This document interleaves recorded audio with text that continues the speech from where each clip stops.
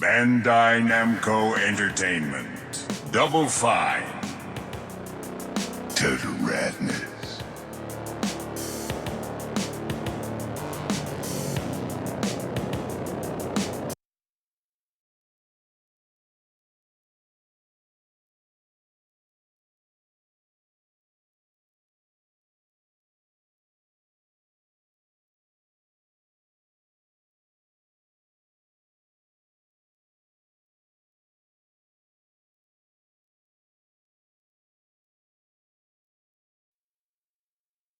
Bandai Namco Entertainment.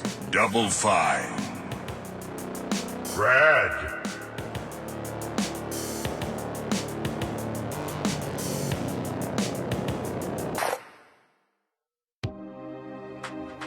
The first apocalypse wasn't much of a surprise. I mean, from what...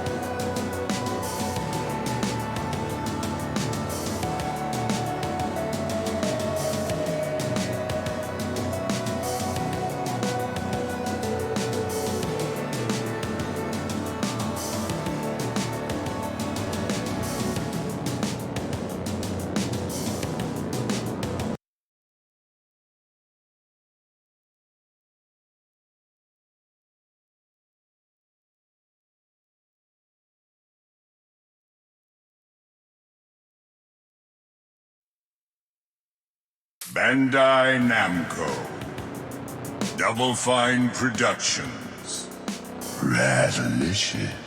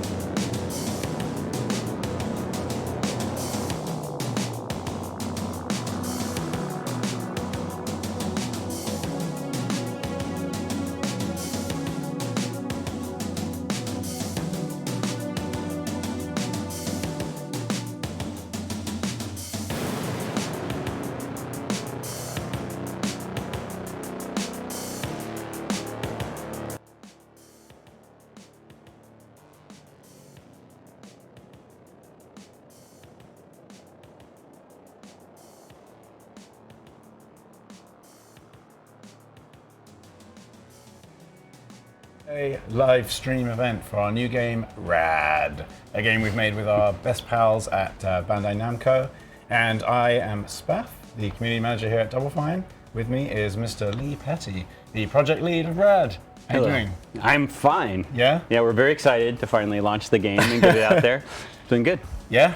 There's lots of reviews been popping up and lots of comments, lots of people saying they're playing it. It seems to be, real buzz out there. It's fun. And I mean, it's been really, what's most exciting is seeing all the people streaming it too. Yeah, well, we're about to do that. Well, yeah, but I think I checked this morning. There were a few thousand people watching streams and all that stuff going on. It was really exciting. I'm like, it's 8 in the morning. I'm not watching anything, but there are some people watching streams. So that's super cool. In this stream, we are going to delve into the making of RAD, the history of the project. We're going to get Tim on here in a little bit and see how good he is at playing the game. Let's just say maybe adventure games are more his forte. Yeah. Maybe. Maybe. Be good. We'll find out.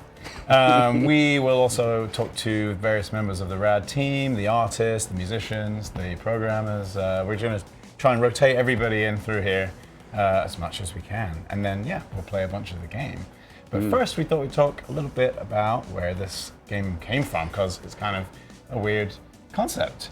There's a lot of post-apocalyptic games, but there's not so many post-apocalypse games with multiple Not yet.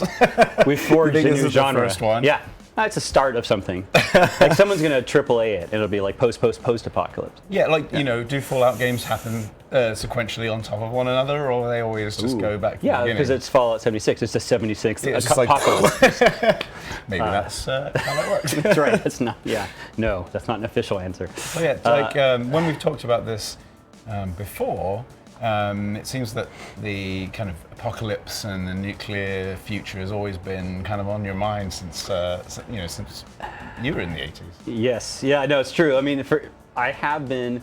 And it sounds strange to say I've been obsessed with the apocalypse, because that makes it seem like I'm like, I can't wait. But it's not. That's not really what I mean by it. But yeah, I grew up. I was a child of the 80s, and it was. And every time I talk about these, people love certain aspects, and they're like, a lot of terrible things happened in the 80s. You're like, yes, that's kind of the inspiration for this game. There were a lot of terrible things, and one of those was like nuclear angst. There was a very palpable sense of impending nuclear Armageddon, at least to me, growing up. I mean, when we were in school, we had to do duck and cover drills for nuclear strikes under our desk, which was, I'm not sure really what that's going to do.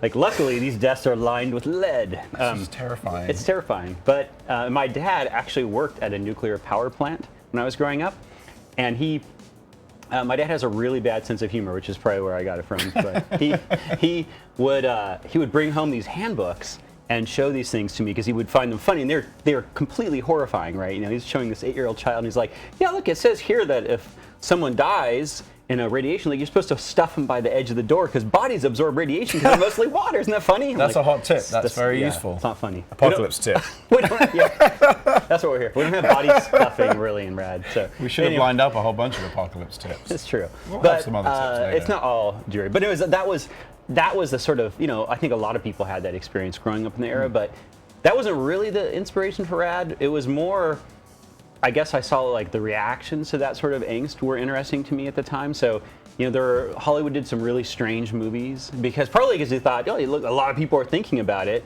Let's do a road trip movie about the apocalypse, right? People like road trips movies, and everyone's talking about the apocalypse. What the hell? So, but it did kind of create. It was still, despite whatever their motivations were, this sort of interesting way of digesting and processing this sort of potential of this cataclysm happening. And there's a lot of creativity, and of course not just limited to film, but in the art of the era. And I used to play this pen and paper role-playing game called Gamma World a lot. Nerd. And sorry, that's right. Only nerds played role-playing games back then. There was so I played that a lot, and I remember being really fascinated with the European takes on it as well. And I read a lot of 2000 AD, which you could never get in America back in the 80s, so I had to find a way to import it. My homeland. Yeah, and Judge Dredd is probably best known, but there's a lot of other properties in that were really strange. And Metal Hurlant, later American version or English version, Heavy Metal Magazine, which is totally inappropriate probably for a young kid to read, but just this beautiful European art that was in that, which is very different than sort of superhero comics of the 80s that I wasn't so much into. So anyways, a lot of those kind of all scrambled together, and I always just had this desire to do something with that kind of energy. And when we talked about making a game, I know we were really interested in, I was sort of thinking, well, what's going on currently? And I have a 14-year-old daughter, and there's a lot of her and a lot of friends, there's a lot on their minds about ecological disaster and other world issues, and it really seeing some of the angst and seeing some of the stuff they do with the energy kind of reminded me of that. And I felt like, even though on one hand it's just a nostalgia trip, but on the other hand I sort of felt like it connected to something very real. And I was like, well, how are they processing it? This is how I kind of processed it.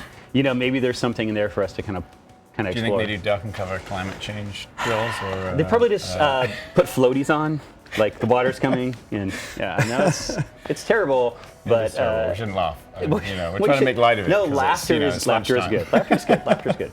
But I mean, those are just some of the initial ideas. It wasn't making a game only about that. Those are just some of the reasons why I think we wanted to investigate that. And we also had been talking for a little while about doing something with more randomness in it, you know, and the roguelite or rogue genres all kind of deal with that, which was interesting to us because I think when we've in the past made adventure games, which we like making, but you know, they're very hard to stay engaged with over a long period of time because you kind of play through them when you know the answers to the puzzles, you know, and you don't really see people streaming them much because they play it once. And so I felt like we wanted to engage the community a bit more. We wanted to kind of see what we could do with that. That's you, not Spath.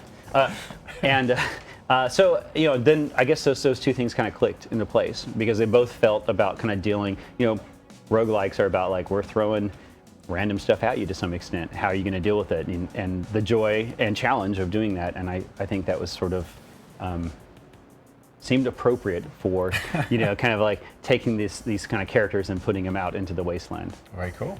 At the beginning of the project, you put together a little video of your inspirations to try and fire up the team, right? That's the thing we typically do around here, yes. I guess. Yeah, we do. And I mean, other than Tim, I'm like 500,000 times older than anyone else here. So some of that stuff was just like acquainting them with some of the source material, right? And yeah, we did other studios call them Ripomatics. There's just a short cut together of existing commercial footage, either games or movies or whatever, to try and say this is kind of a mood. This is kind of a starting point. Mood board. Yeah, yeah. Okay. Well, should we take a look at that video now? So let's watch one of those. Two-player, maybe can fire that up for us. What's going on?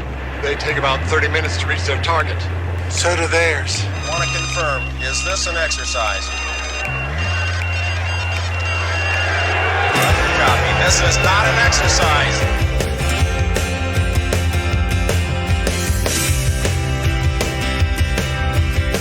And that was damn near the death of us all. Look at us now. Dying times here.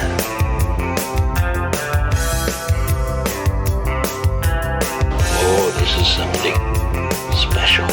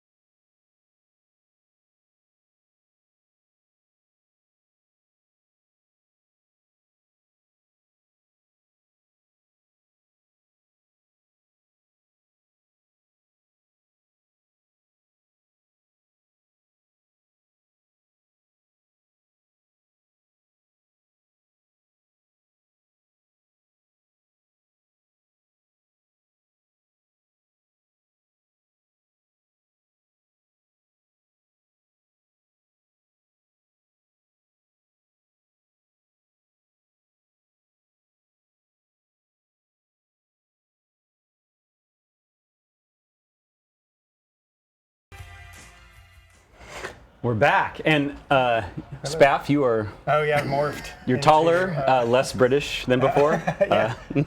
This is Derek Brand. This is Derek Brand. Derek Brand was the lead artist on RAD. Hello. Yes, that's me. We're. And why is Derek here instead of Spaff? Well, I'm still here secretly. Oh, we'll see. I'm now. hiding over here now, manning the comments. Manning the nice. comments. Yeah. Man. Nice. Please, let's not. Let's just. You're personing the comments. Oh, it's true. Personing the comments. I'm personing the comments. I'm sorry. We are going to talk about some art. So. Yeah. Other than the fact that video games aren't them. Oh yeah. Yeah. I'm joking. no. Of course. Yeah, it's terrible. I know, Yeah, controversy. We're gonna start. So. Start a Twitter war. Derek did most of the concepts for this game. I did just a few. It was mainly Derek. You did a good amount. Derek did all the good ones. We'll say it that way. So what we're gonna do is we thought we'd show some of the old ones, and maybe you could we'll kind of talk about the origin. We're gonna start with some really early stuff. Yeah, I'll try to remember what I was thinking at the time. Okay, so we're gonna spend about 10 minutes or so, go through some old concepts, and if you have any questions about them or comments on Derek's shirt, which is not, I like Derek's shirt. My shirt, yeah, this is my stain hider, corporate carpet shirt.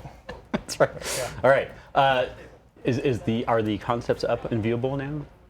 Now they are. Okay, so we're gonna start off with this one. This is an early one. Do you remember what was going on at this time? Why it has a gas mask? Well, I think it was like one of the earliest ones I did after we started talking about mutations, and I was just trying to see what that might look like with a gas mask and stuff. This was before we went like 80s costuming. We were trying to. I think I just started like putting some references in. Do you remember to 80s stuff? We started off with this idea called One Man Band of the Apocalypse. Before it was about mutation as much, and that character was a little more like a bard, I guess. But the gas mask was left over from that because we were trying to make it like this mysterious figure. Yeah. But then we were like, well, no one wants to play it. They're not going to relate to your character if they have a gas mask on, right? Yeah, it was hard. It was hard to just show the character's face and stuff, and he was covered up a lot. But I like that arm, though. Kind of like that arm, yeah. Yeah. Cool. Okay, and so let's see if I can figure out how to make this work. There we go. Here's another early one. Oh yeah. We kept the cassette from that. That cassettes are currency in our game. Yeah. That's. I think I was looking at like advertising or something. 80s advertising. And cassettes might seem like a strange choice, but were you in the 80s? They were just everywhere. They were raining down. There were so many cassettes. Like, oh yeah. Yeah. They're coming back, right? They're making a comeback. Strangely, they don't last very long, which also makes them a dubious choice for currency. But hey, who's thinking about these things? Yeah. Okay, so this one this one's. I think this is when we started talking about mutation, but right? We see a little more 80s here. Yeah. And these were these are made for like a pitch deck, right? These we were starting to get a little glossier. Still have the gas mask on, which is still a little too creepy, I think, at this point. We always try to find that balance between playful and disturbing, I think, is what we try and go for. And the gas mask on the main character still. I like his cowboy kerchief, though. Oh, yeah. Which you could not pull up over the mask. Yeah, I'm not sure why he has that on exactly, but it looks cool in that situation. And then I think, so that was paired with this image here. And this is when we were sort of saying, like, oh, you start off as this underdog, but hey, look, you could become this giant mutated weird thing with a fanny pack. Yeah, and then, well, I guess the good part of that gas mask was you could kind of keep track of who the character was. Yeah. Which, of course, when our camera kind of went more top down, you could never see it, right? Yeah. I do like the Hulk pants you put on that, too. Oh, yeah, do that. We're like, we can't have everything mutate. You got to have Hulk pants. Yeah. I like that weird eye, too. We never did. Did that turn into something? Maybe our exo brain kind of inherited from that? Yeah, maybe. I think, we have the eye plants. Yeah, sure. We did add a lot of eyeballs in the game. Yeah. And then let's see. Oh, yeah, so these are fun, too. Do you remember Derek just did a bunch of these, like, we're just calling them, like, little slices of life drawings? Yeah. Trying to get a feel for, like, the town and, like, characters in the town and how they might interact with each other. Was he saying that's only 5 good cuts worth? Yeah, I think. Oh, because I think we had just talked about like using meat as some sort of healing item, and so I had meat on the brain. The cuts of meat. Yeah. Cuts. I also noticed that you centered his areola or its areola on that character. Yeah. That's like a Cyclops. It's got a centered eye. So yeah, that's pretty genius. It's kind of logical. Like a Cyclops might only have one nipple. Cyclopy. I don't know what the plural Cyclops. Yeah. Anyways. Yeah. Something we were going to explore, but clearly we didn't. Yeah, we should have. Oh, this one they're going too. Oh, yeah. Another good slice of life. Yeah. This weird baby thing growing out of his head. Yeah, we just definitely really liked the idea of symbionts or parasites that had personality early on. You know, Quado, I think Total Recall. Quado. Oh, yeah. It's a very early '90s reference. Yeah. Yeah, but even at this point, I think we had talked about the second apocalypse because you were mentioning Minders, which is a sort of second civilization there. I like his loafers. Yeah, loafers are good. I did this one. This was like, I think this was like a very early, like one of the first, trying to figure out what the Minders might look like, and we were talking about even early on. Of course, we wanted to have some of our '80s trappings, but early on we were trying to give them more of a technological feel, but also something with a sense of religion or religious order or some sort of concept of the sacred, you know, and so pyramid shapes were kind of one of those that were kind of universal. Yeah, you know, so. Yeah, kind of got the cloak vibe. It gives that off too. He's got weird hand cable cilia that's or awesome. something. Yeah. All right, so I guess another one I did was this was when we were trying to figure out transformation, because we were like, well, we want to sort of be about like transforming the world too. So this was like an early, I guess we were calling them RAD spots at the time, like that there would be some concentrated area of corruption, which I think kind of turned more into traditional bosses. And the idea would be that you would have to cure the tumor, if you will. So I think then we kind of go like, oh, well, afterwards it's now a happy tumor. It becomes a nice it's got flowers. little area. You can And notice how we also tore down the mall in the back. I think you're like, mall, no mall. Yeah. We're like, yeah, malls are never happy. They're gone. Yeah, All right. you can't. All right, No amount of flowers will. we're gonna. Okay, so these are some early ones. I know we're taking a little time here, guys. We'll speed up a little bit. We're doing good. Okay, you're Spaff, give me the fine. thumbs up. You're fine. All right, so we're gonna look at some environments, and so these are mostly environments that are in the game. Although I kind of try to sneak in. These are at least done during production, so these are things that maybe we didn't necessarily use, but this one we did. Yeah. Tell us about this one, Derek. Oh yeah, this is the hangout spot for the teens. It's right outside of the town, and just trying to find. I think we're. It's in a parking lot, but somehow this boat ended up there. I thought it was like a cool thing. To, Big ass boat too. Yeah, It's just kind of like kind of random, but also like who knows what happens in the apocalypse? Like crazy shit happens. So maybe it like rolled there or something. I remember we talked at one point, like someone had it like it was like the suburbs, so someone had their weekend boat with them, But then we were like, well, we want to make it a little bit bigger. And we were talking about the Lost Boys a lot too, like just the idea that they had their cool hangout, like the Lost Boys, right? It was like the crappy part of the boardwalk is like, oh, it's scary, like, and these teams are like just on the other side of the fence from the rest of the town. Yeah. But just that separation of the fence is like, well, this is the cool spot because look there's an edge we could fall over. Yeah, we can like hang out and smoke, but not smoke. Not smoke because we're a teen-rated game. Yeah, exactly. Right, we're wholesome. Oh yeah. I thought this was a funny little detail. This is a Bob. Right? Oh yeah, Bob's area, his little contraption setup for the gate. Yeah. Yeah, that was fun. I had like dozens of gadget images that I was trying to like figure a way to like Lego in there. I think we were trying to we were also talking about trying to put enough human scale detail in the town because of the procedural nature of the game and how much land you can run around. We can't put as much human scale detail there, so we try to make sure some of it was in the town. Yeah. I got really caught up in details that you would never see from the camera, but I like the little the camera, the film camera as a periscope.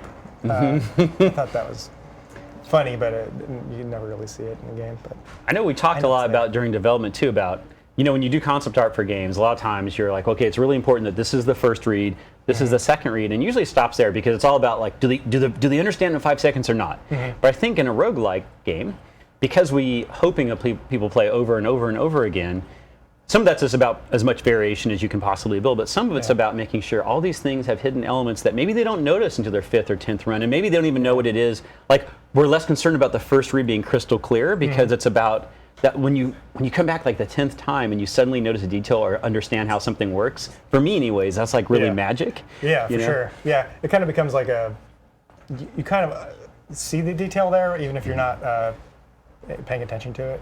Like, you kind of know it's there in the back of your head.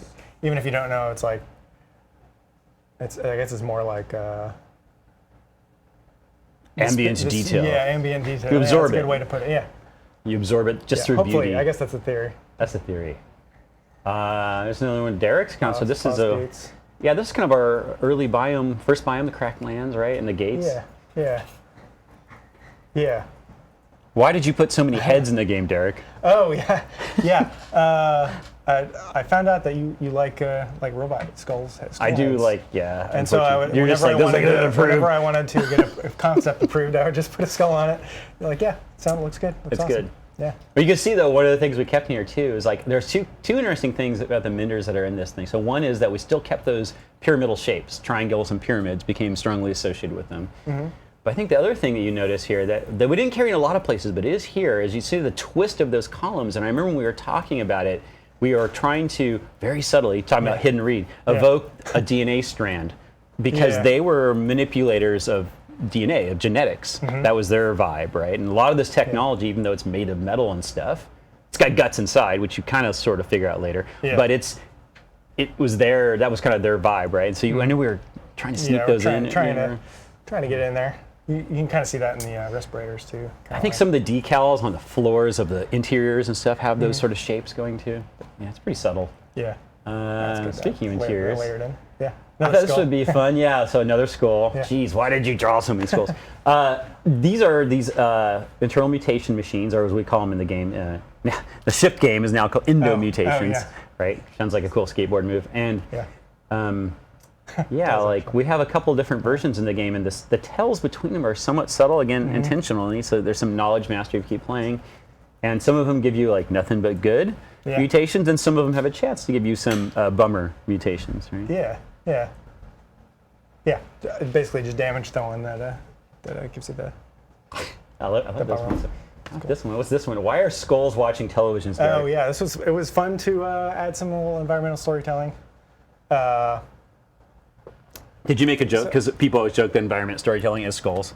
Yeah. I could have put some blood on the walls with like messages written. That's right. A handprint. Yeah. Still alive. Yeah. I don't know. Do you remember that? Do you want to talk a little bit about the cathode raiders? I guess we talk about them a little later, but this is kind of setting up the cathode raiders a little bit, right?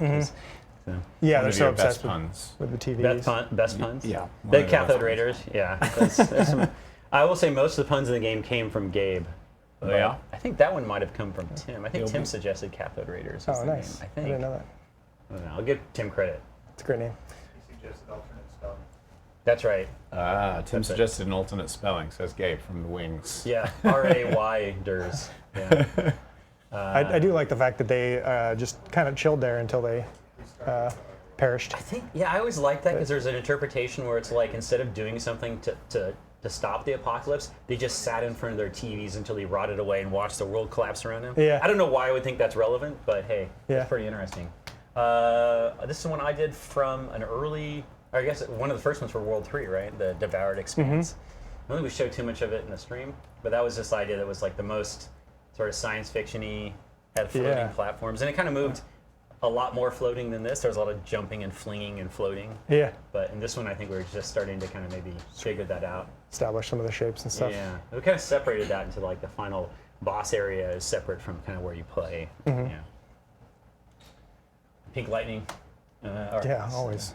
Always and Pink forever. Lightning in schools. So then we have, all right, so now we're going to look at some characters and mutations. Player mutations. There's more in these, so I'm going to have to go a little faster, but take a look. All right. What do we got here? Shermie. Shermie. Shop owner. Yeah. Shermie.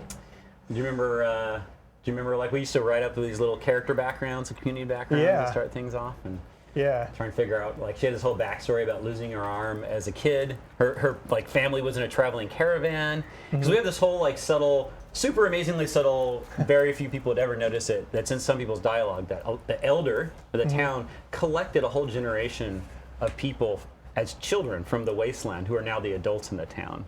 And like their children are now the teens volunteering, right? And so there's this like super subtle implication that he's had this plan going for a while, right? Yeah. But she lost an arm by a mutant attack, I think is the Yeah, idea. that's right. But she's also, like, we kind of tried to play a little bit with mutations and stuff because all these characters have had different backgrounds, but they're all like, I think she's like super awesome as a character, and you know, she's sort of established a trade route for the town, and there's a lot of little subtle things. I think this was the first NPC I worked on. Right? We're like. Where, like, we weren't so restricted to the, because it's a whole thing, but like the character in game mutates and has to have all these attachable things, so couldn't push the proportions quite as much. So this was like the first chance to like start pushing things around a little bit. Like, I guess you'll see that as you go. But I think we have a few more of these town people. Like, here's another. Speaking of this I think he was actually the first. Yeah, I think this was the first one. Eli. Yeah. Who sells elixirs? See, get it? The name's a pun. Eli is an elixir. I actually never knew that. You just blew that one I can't blame on Gabe. Unfortunately, that one was my stupid joke. But so we just like the idea that there was some super old guy, right, on a recumbent bicycle. That's a very important detail. I mean, I don't want to offend anyone, but I find recumbent bicycles like the biggest passive-aggressive F you to everyone else. Like, you just ride one of those, you're like, I got a flag, everyone make way it's for like me. a lazy boy almost. And that's Eli. He's like just cruising through the wasteland in a lazy boy, and he's like, anyways. I like that little seat thing you did for him too. Oh yeah, the toilet? Yeah. Oh no, the actual seat. The toilet? What? What's the backstory I don't know about? It's like, why get off the bike? Yeah. The toilet on Oh on yeah, the trailer. the mushroom toilet. Yeah. Well, mushrooms like moist, dark places. I hear. Yeah. There's also the shape of that mushroom is a. You can't really see it much in this, but we were talking about like trying to make it enough like a nuclear mushroom cloud. Yeah. Yeah, trying to get the visual puns too. A lot of stupid jokes in there. All right. Let's talk about Tree Dad. Oh yeah. Oh god. Tree Dad is a member of the Transfigured, which is the community that you can find in the second volume. He lives in trees. Mm-hmm. What are you thinking about this guy, Derek? What was I thinking? I think I was trying to make him look derpy as hell. I think that was my my main goal. I really, again, like your treatment of his armpit hair and the knots that form. Let's try. It's supposed to be subtle. Yeah, it is subtle. Well, it's subtle in game. I also like, I like the. I was trying to. He's got some nails driven into his shoulder there. Yes. Like maybe that's some sort of like tattoo, tattoos or maybe he just got in a fight with somebody. Just wants to hang things off of him. Yeah. Maybe. Yeah. Yeah. Maybe they were like. For each event of significance in his life. Maybe each sapling he sprouted, he puts a nail in there for like each of his offspring. Perfect. His or her offspring. All right. I'll roll that. Elder. This guy. Yeah. The town elder. Yeah. This is the chance to bring the gas mask back and It did come back. Yeah. And in some ways he's kind of strange because we talked about like, well, why does he have a keytar other than of course the obvious 80s joke? But I think the idea was that there was the Menders, like he's kind of a disciple of the Menders, but because they don't know about how to control those machines, he sort of like found these 80s devices and refactored them to use them to control the Mender machines. So they're kind of like a combination of both things, right? Yeah. Well, we're getting short on time. We can talk about concepts all day long. If you guys ever want to hear Derek talk about concepts more, we can talk more in the future maybe, but I'll do this. Quick page through, ready? Rapid fire page through. Blast Bam! through. Oh, it's Billy. Oh, look at that flap. Oh, it's the Cathode Raiders. Look how cute they are. I love this drawing you did of the town teens who are with their little mutant chickens trying to figure out what's what. Some armoring drawings. Oh yeah. That's a great mutation. Wiggly bits. Yeah. Oh my God, this one's so gross. Do you remember? Remember when we built that? We built this one so it was between the head and the body, and the head flopped around like some sort of overfilled tick. Yeah. And it was really magical, but it meant that we had to limit other combinations, and it may be too disturbing, so we kind of moved to a head bladder instead, which somehow is less disturbing. Yeah, somehow. I got some Cobras, gnarly, our tree leg mutations. I still think one of my favorite mutations that people aren't as much into because they don't know the power of it, especially once it levels up. And home slice. Oh yeah, home slices. God, he's got some So many gross versions. takes of them. Look how many gross things there are in this game. Great voice. Great voice. I did the sound effects maybe.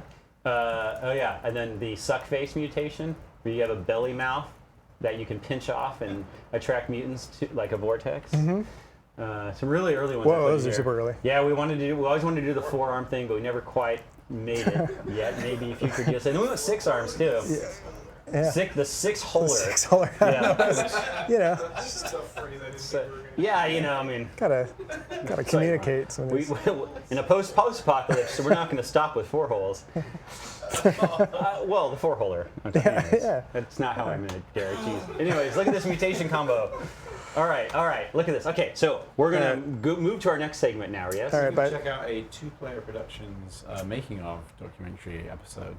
Yes. Premiering today. Right now. Yeah. Right. This is it. World premiere. And then we'll be back.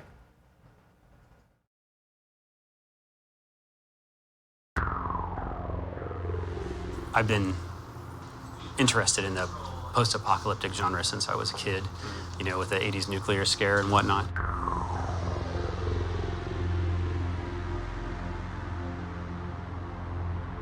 That sort of started us thinking about like having multiple apocalypses. Having the second apocalypse, and there's this concept of things dying and maybe being regenerated, so there's like an ecological component to it that I think makes it a little more relevant as well. This older generation of people, or maybe several older civilizations, are depending on this youth to actually solve their problems,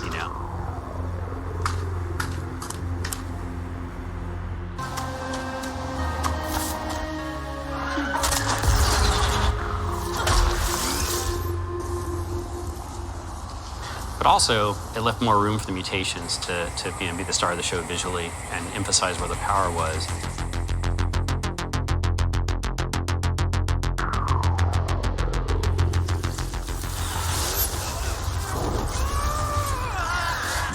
mutation. You're going to mutate in this way, and you're going to have to figure out how to do it. That's some of the stuff I love in roguelikes, is that like kind of random drama that can happen on a run that you're not expecting, and that seemed exactly kind of thematically like where we wanted to go with the game anyways.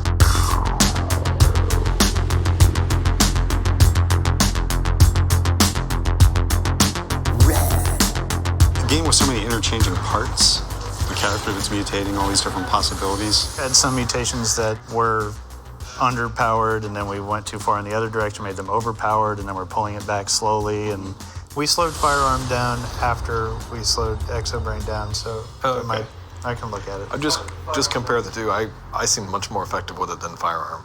So you were unhappy that you were effective? It felt OP compared to Firearm. Talk about errors we left in the game, bugs we didn't fix. There's some fun ones in there.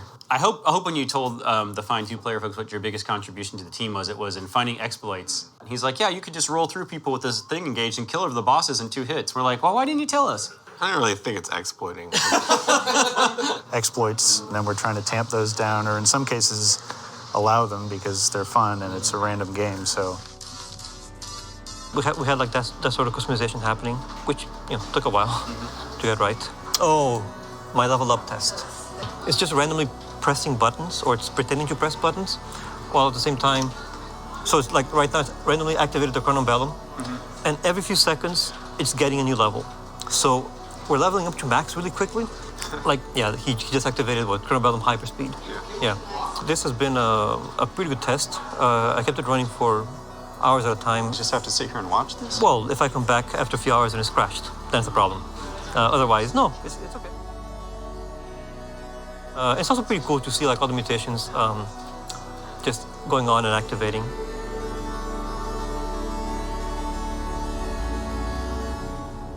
And then we also got a chicken head mutation in the game that's like a secret mutation that you can unlock, and your head is replaced by a large chicken. That's right. And occasionally chickens now use the toilet in town. That's the other big thing we put in. If chickens started using toilets, we'd probably stop eating them. Makes you think, huh? That's right. Okay. Yeah. Okay. Anyway, that sounds fantastic. For a lot of the mutations that we did, we were looking at like Cronenberg stuff, or like 80s practical effects, puppetry and stuff. But also one toy that kept coming up was the Mad Balls toy that is just like, for some reason really inspiring to everybody. The symbiote became like really relatable because he's got a face and he can emote and everything. I like the old, really wrinkly one. I was like, but I would never reach for a camera, so it was like a really good opportunity to make something that's really appealing and funny. I don't know if anybody notices in game, but like it actually flips the hat. Yeah.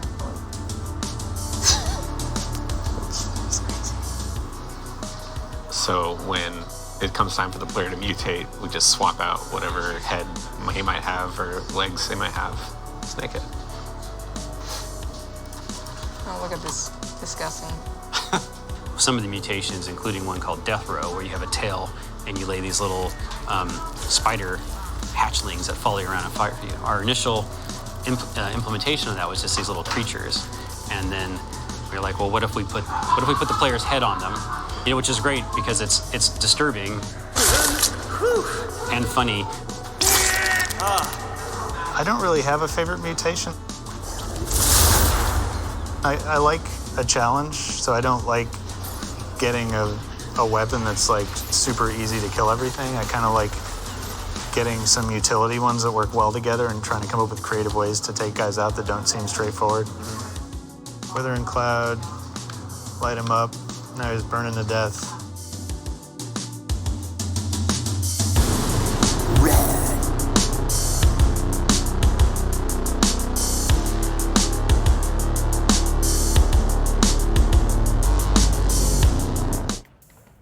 And we're back, and Derek has split into 2 individuals. One is known as Mutated. Introduce yourself. I'm Gabe Sinkopami, the lead designer on RAD. Kevin Johnson, the producer on RAD. And what are we looking at? These guys are going to show us some cool things in the game. Where are we starting? Well, we're just kind of walking around town looking at some of the different features. This town has everything unlocked, so you can kind of see where you'll end up. Actually, there's no DLC content. Yeah, it doesn't have DLC content. Or the pre-order stuff. But this is the armory. This is where Biff hangs out. And as you unlock you take bats, too much pleasure in shooting fireballs at I like Biff. lighting them up to see what he'll say. Yeah, as you unlock bats, they start appearing here. When you start the game, there's not anything on the wall, but. Ooh, what's that really weird Henry VIII turkey leg? There's the mandible. Is that what? That The one's mandible is a nice. It's like a Final Fantasy sword kind of thing, but get a lot of reach. If you get teeny bopper with this, you get insane reach. The edible bat, or sorry, that's the debug name of it. Mega leg is a turkey leg. Are we spoiling endings? No. Or it origins comes from unknown. a dubious place. Origins unknown. And as you take damage in battle, when you get down low on health, you can actually take bites out of it and eat it. And it does double damage until you eat all the meat, and then you do regular damage. You're single down. So actually, once you unlock it, it's a game changer. If you can keep your health high. This is Shermie, her upgraded shop. So she starts off with one inventory item, which can, it changes when you come back to town all the time. But then, and she doesn't have neon either. One inventory item and only like potions and keys. She doesn't really have a variety. And then, as you spend more money, she can kind of upgrade her shop, and she'll start introducing more extravagant consumables, and she'll start getting artifacts at some point when you're fully upgraded. It's about investing in the community, so Yeah. then you can then reap the benefits. It pays you back. The community pays you back. That's right. This is not a tacit endorsement of trickle-down economy, but that was a thing in the 80s. Speaking of terrible things in the 80s. Yeah. This embodies terrible things in the 80s here. Yeah, this is our trickle-down economy. This is Mac, the banker, right? Yeah, and I'm a Desert Crumb member, so I have possibility of getting a free artifact here that gives me half of my money back when I die. I've got all kinds of ATM use in the wasteland, and what else? You get a check card. You right? get insurance. Oh yeah, you get a check card, which I could show you over here. How many playthroughs do you have to do to unlock all of this stuff, do you reckon? Well, it varies, right? So, to upgrade Shermie's shop, it's about buying things. So you've got to, if you want to do that, you got to make a point of going back to town and then buying the things, and that expands, keep buying. With Mac, it's about having a bank account just flush with cash. And so, again, it's about just making that concerted effort. But we have artifacts that will help you do that. We've got tape doublers that, will make it so you can get tapes a lot faster, and you can invest that way. So it's variable, but, if you get the run where you get those items and you're focused on it, you can make a lot of progress real quick. Very cool. Some story spoilers here. Some story spoilers, yeah. Don't read those, anyone. Don't read those. Actually, why don't we head out to the jump fallow, in and Okay. let's show off some mutations. So one of the things we wanted to show off was just some of the mutations and how you can combine them. Mutation combos are kind of a hidden thing, and they're not, every mutation doesn't combine with every other mutation, but we want to show off a few and how they might work.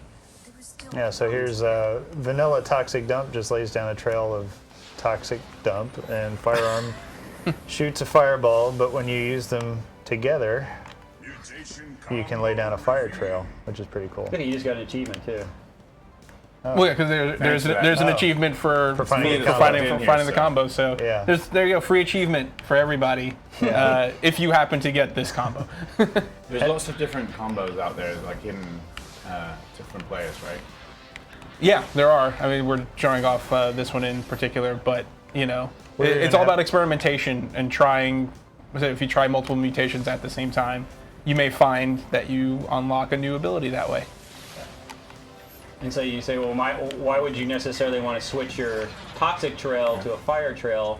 And what you find is that the Slamphibians, which are kind of the glowing green enemies, don't take damage from the toxic trail. So being able to switch it to fire offers that advantage. Offers some disadvantages too, like you burning away some of the foliage, which is your trail, which helps you move around faster. Yes. Also, if you get your meat in a fire, you can cook it and get more health out of it. So you can lay down, I don't know. Get your meat in a fire. If you want close enough to it without picking it up. Show the ground pound? That Oh does yeah, that? there's that one. Let's see, what are we? RT. Nope. There you go. Yeah, so, yeah, we have those mutation combos, but also just with the melee, there are some combos, right? Actually, isn't there one with toxic too? Yeah. Yep. Whoops. Sorry, not practiced. Yep, there it is. So you can do a toxic splat. If you combo toxic dump with your ground pound, and Yeah, and that one's nice too because you can do the damage from the ground pound itself, and then the toxic splat will add an extra point. let's give ourselves another. So we're going to This is top cheat secret. some mutations here. So what we're going to do is we're going to show you guys some weird mutations that maybe don't have as much obvious use. We got a couple minutes here, so we're going to see people talk about this one a little bit. Windbag. So what does Windbag do, Gabe? Well, Windbag lets you blow air out of your big sack to push things away. Yeah, well, at least it's on your head. Remember we talked about in the concept art, we did build the version where it was your neck and your head flopped around, and that was weird. Yeah. So this is the final version there. But it also does, doesn't it also change your jumps a bit, right? So. Yeah, it does. It makes you floatier when it's full. If you release it, your jump is normal, but as it inflates, your jump is augmented, so you can get to a lot higher spots and kind of just float around. So there's a lot of passive benefit. You're blowing some minds out here. The people that played in the beta, they played for 50 hours and never figured some of this stuff out. So. Yeah. Oh, and then a nice thing is it's a crowd control thing too. You got enemies around you. You just want to create some space. I think there's an enemy on that bridge. Yeah. So that's another interesting thing is that that guy's kind of tough because he's got a health bar, right? So, but if you get it just right, you can blow these guys off the edge and kill them without having to take all their health. And there's a trade-off there, right? Yeah. You get the experience from it. You can see that you absorb the rads, but you don't necessarily get their loot drops. So there's a trade-off there. But if it's a tough enemy, it might really help you. Yeah. And you don't get your hands dirty. And also, correct me if I'm wrong, but can you not also use the Windbag mutation to reflect projectiles that are shot at you? Yes. You are not wrong. Yeah, that is correct. You are correct. Okay. So we gotta wrap this up because we have an extra special guest who's really important. But the important thing, we just wanted to show you the possibilities, and then they all don't sit on the surface. So, even if you go back to town, you can reflect those back. Yeah. Let's try it. Oh, just mutated. Let's see what we get. Oh, okay, the Gus. That's okay. The upgrade. You got the upgraded version, which boom. See, so that knocked it back. You got one with it. There you go. We can come back to a whole bunch of mutations in a little bit. Yes. We are going to bring on Mr. Tim Schafer to come play He's very good. But first, we're going to take a little look at a thing that our pal Rex made. The Night Spikes team made a little tribute to RAD today. So awesome! All right.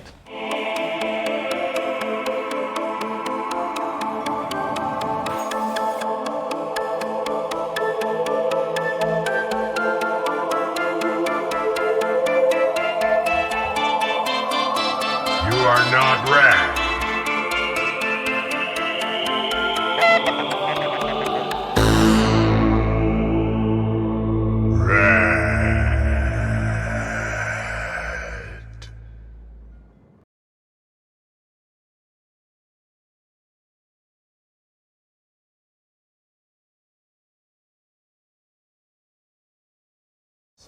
One time for him to We're critique back, you guys. Hi.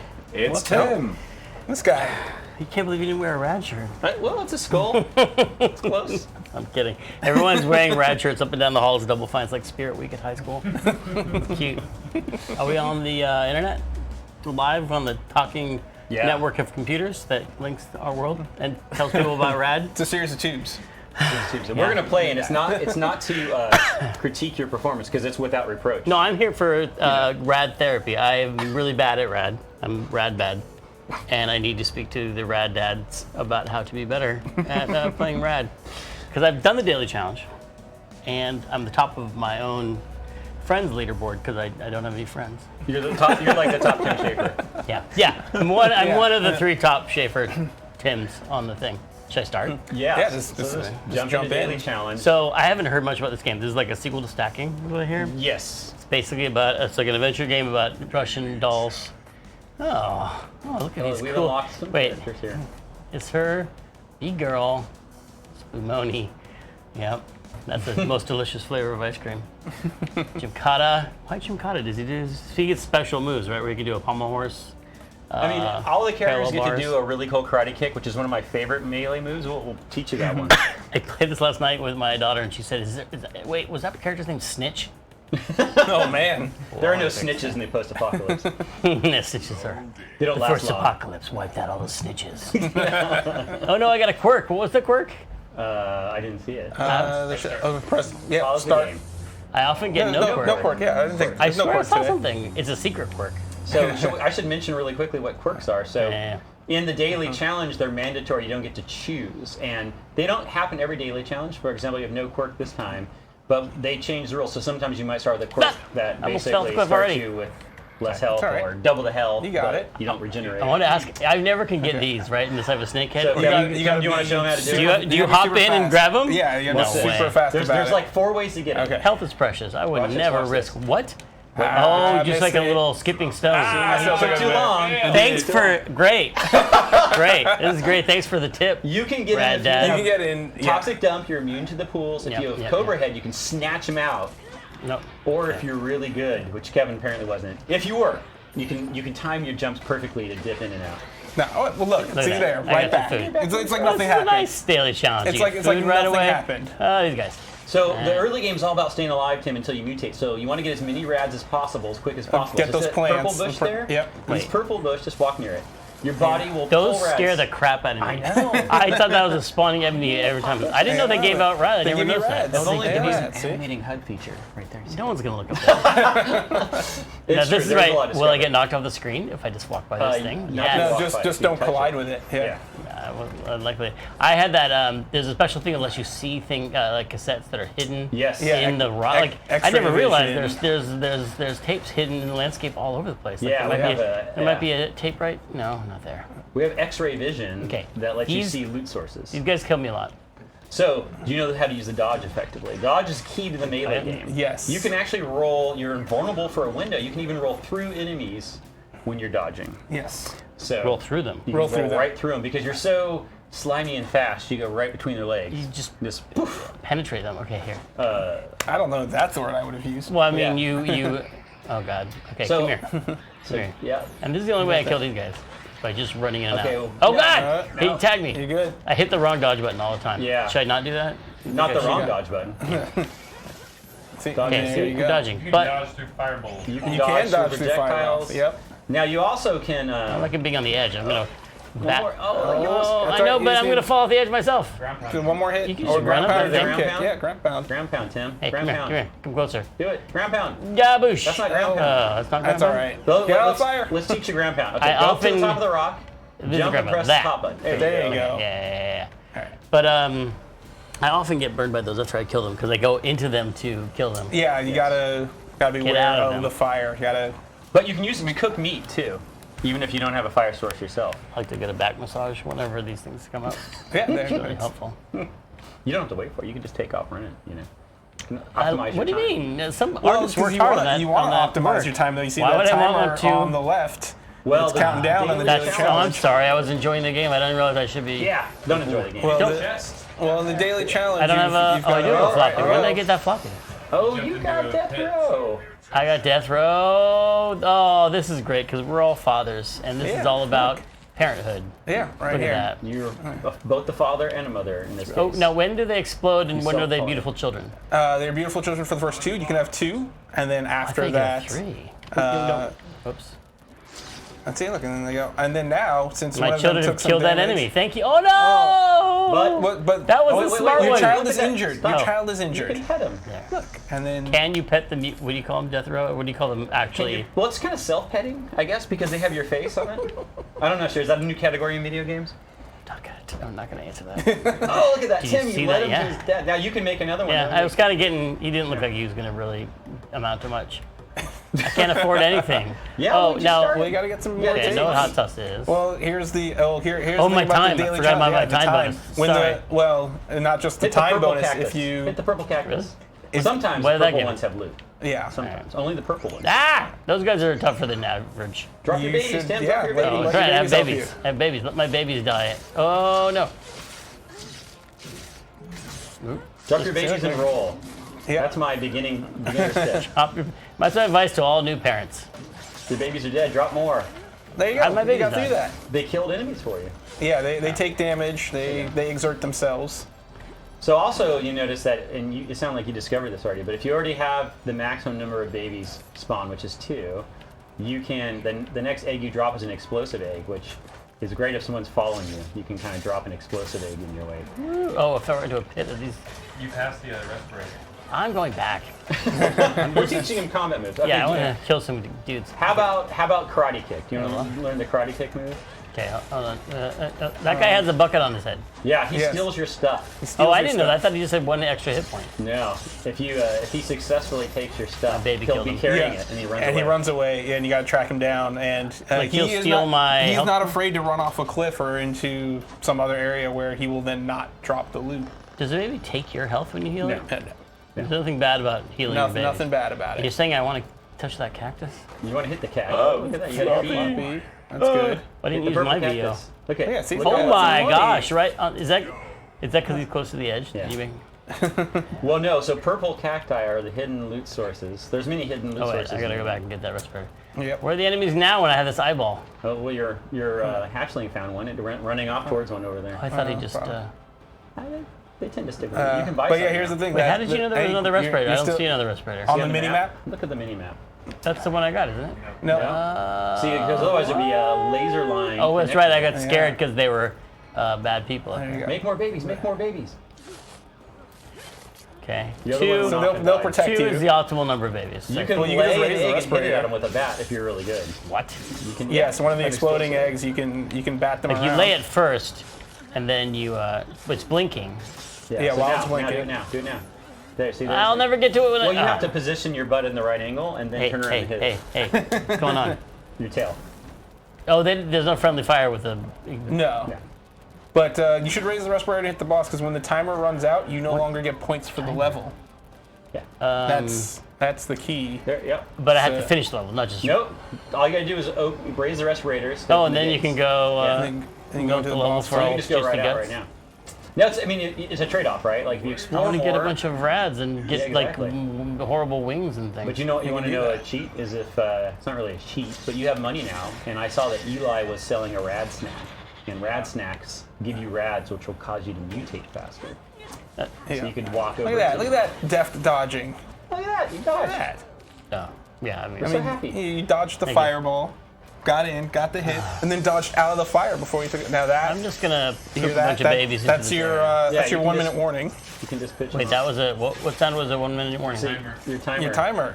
I thought I raised the Yeah, respirator. you've got to so- complete the You level. have to You have actually to. But you do have to complete the level. Yes. But I haven't even done the tunnel yet. Not every level requires you to go in a tunnel. But that's where all the like the Oh, well, this is endo mutations are. it's a challenge. Look at the rad snack. Daily get the rad snack. challenge. It's over there. Buy it. It's purple. Eat it. Then go in after the boss. I was like, I'm being chased. Oh, it's my children. Not that one. Crit juice. That one. Rad snack. Buy. Eat. Look at that. Look at that. right. You didn't mutate yet, but you got close. Ah. Made it. All right. Well, let's see. You're 50. I don't think you're gonna get this in 15 seconds. Wait, count me down. Watch this. No. I'm happy to be it's surprised. What happens if you put a fourth kid down? Does it kill your old kid? No. Did I save a floppy for the? Is there a floppy thing in here? Yes, Yeah, in there the upper is. left. So, for our all viewers that at fire. home, There's no. all boss arenas have boss chests, which almost always have health potions. So if you save a key for the arena, if you think you're on shaky legs, you can use that to get some health. Why didn't I do it? Yeah. Oh, why? It's usually health. Not always. Not I always don't need it health. now. Okay. No, see, you're doing great. I think. Can't fight him while Paul Evering's here. I think my favorite is, to So be honest, my jealous favorite of is when you get a quantum clicker out of it. Let me pause to talk about my feelings. I feel really good about this.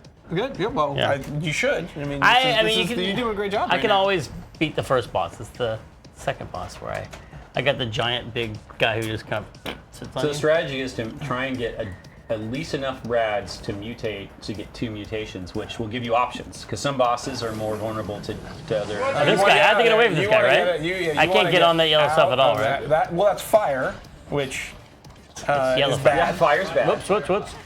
See, I'm using up now that. Oh, he burned up my steaks. Your potion. Oh no, the steaks are still here. Yeah, well there you go. I was cooking some steaks.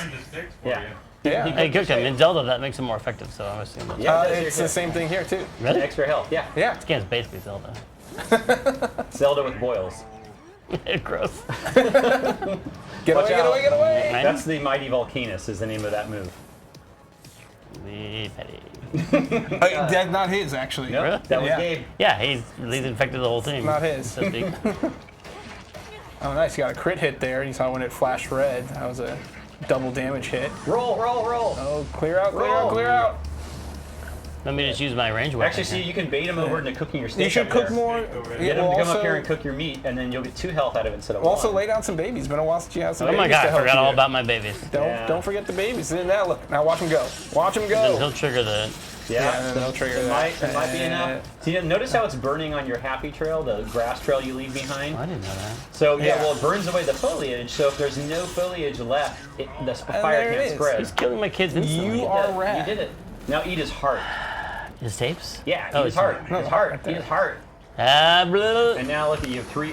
One of your hearts got split, so you got 3. Now you can eat that last One of my hearts bit of got meat. split. Yeah. So you got What'd I 1 get? 3-piece heart and 2 2-piece hearts. You did it. Yay. Also, well done. Thank you. I beat Rad. I'm awesome. You're done. Okay, now I have to go to a meeting. Anyway, it's awesome. Thank you for having me. Congratulations on Rad. It's an awesome game. Everybody loves it. Look at them lining up to play it over there. Yeah. Feel free to keep my game going, you guys. I got some real. We are going to check out part 2 of the making of video by 2 Player Productions. Ooh.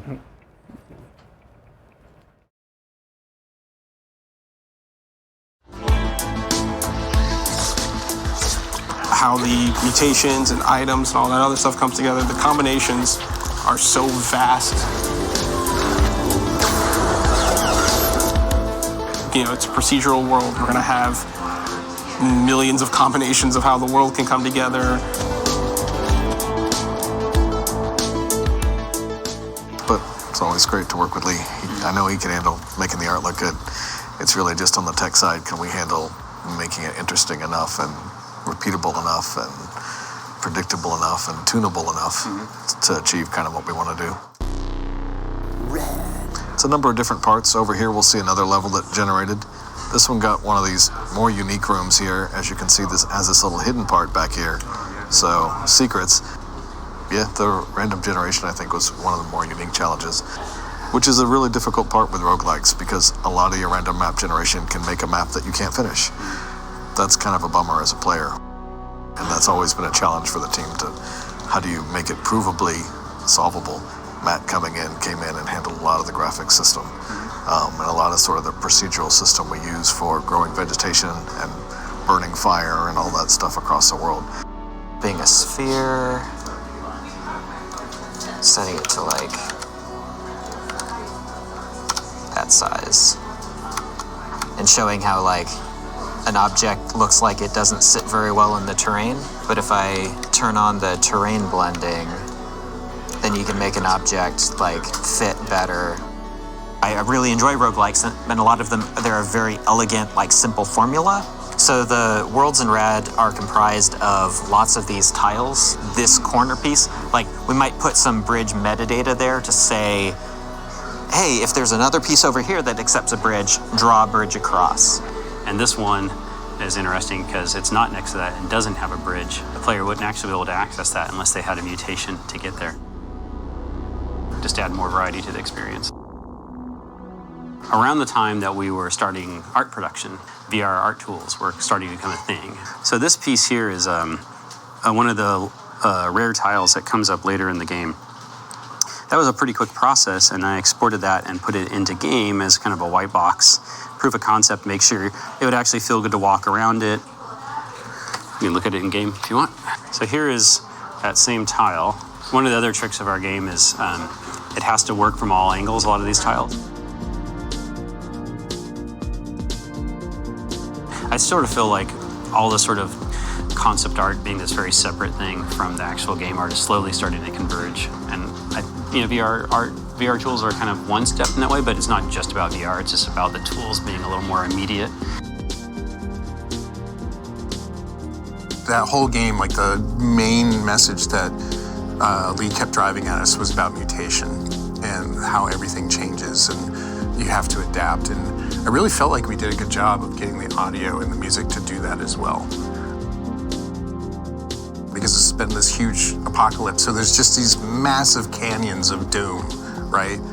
And we weren't doing much with them. But I kept thinking, that's a really interesting part of the game. Like, you can use it in gameplay. You can knock people off the cliff. Jump. And you get a feeling when you're fighting, like there's definitely a feeling of danger because you don't want to fall. And so I started thinking about, I wonder if there's a way audio can help with that gradual reverb. It's just, it knows where you are in relationship to its edge. So the farther you're away from the edge, the drier your sounds. But if you get right up to the edge, like in real life, it reverbs out in the canyon. It just feels more dangerous.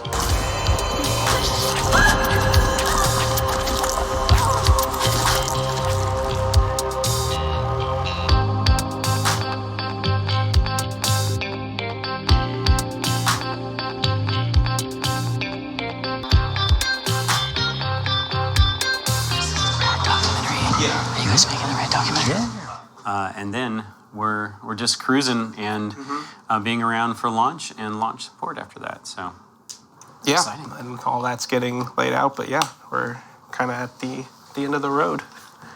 I was uploading a PS4 build, give it to reviewers, and I've noticed that I had these old playthrough videos that are from about a year ago. Yeah, that's what 1.1 and 1.2 looked like a year ago. That's insane. That's crazy. Well, it's good to see that. It's always painful because you look back and you're like, I thought that looked and felt pretty good. And then you look back a year ago and you're like, that's pretty terrible. So it's good.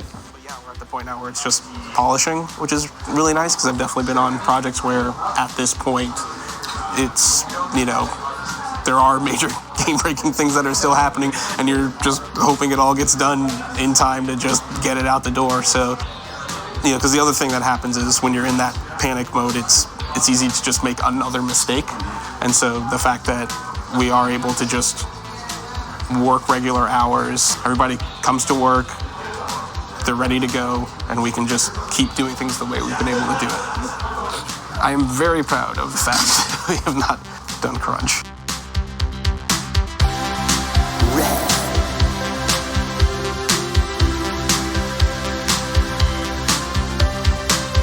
Hello again. We have new folks here.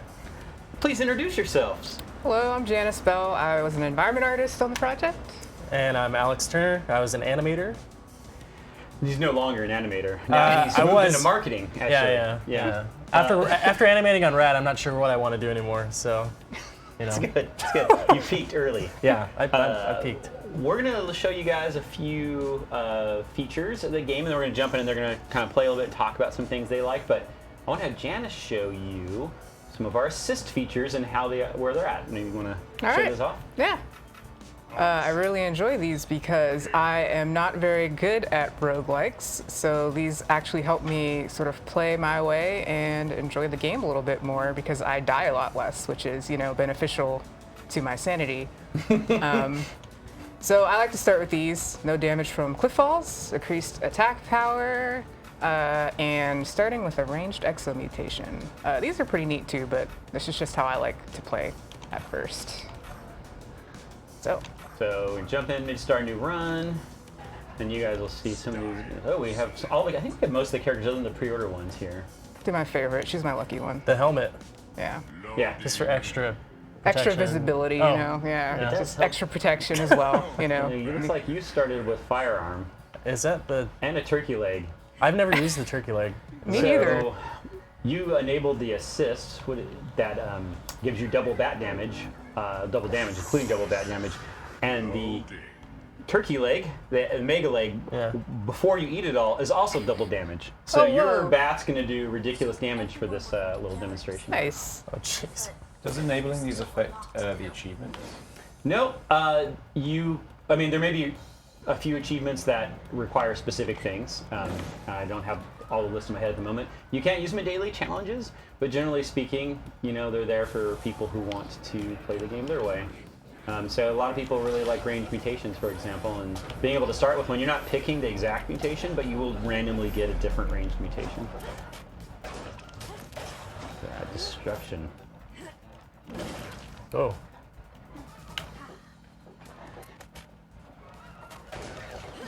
What's your favorite melee move, Janice? Do you have one that you... I'd say it's probably the jump kick because Yeah. it's just fun to do, and at the same time, it kind of gets you away from danger, which I'm all about. Do you try and jump fireballs? I do, and I fail about 75% of the time. I got my success rate to maybe 50%. Get the plant. You're not playing Alex how backseat I... driving over here? Oh, yeah. That's how we roll. It's what we call a highly collaborative environment. I mean, Alex tells everyone what they're doing wrong. Yeah. Yeah, it's fine. I could use to do that probably.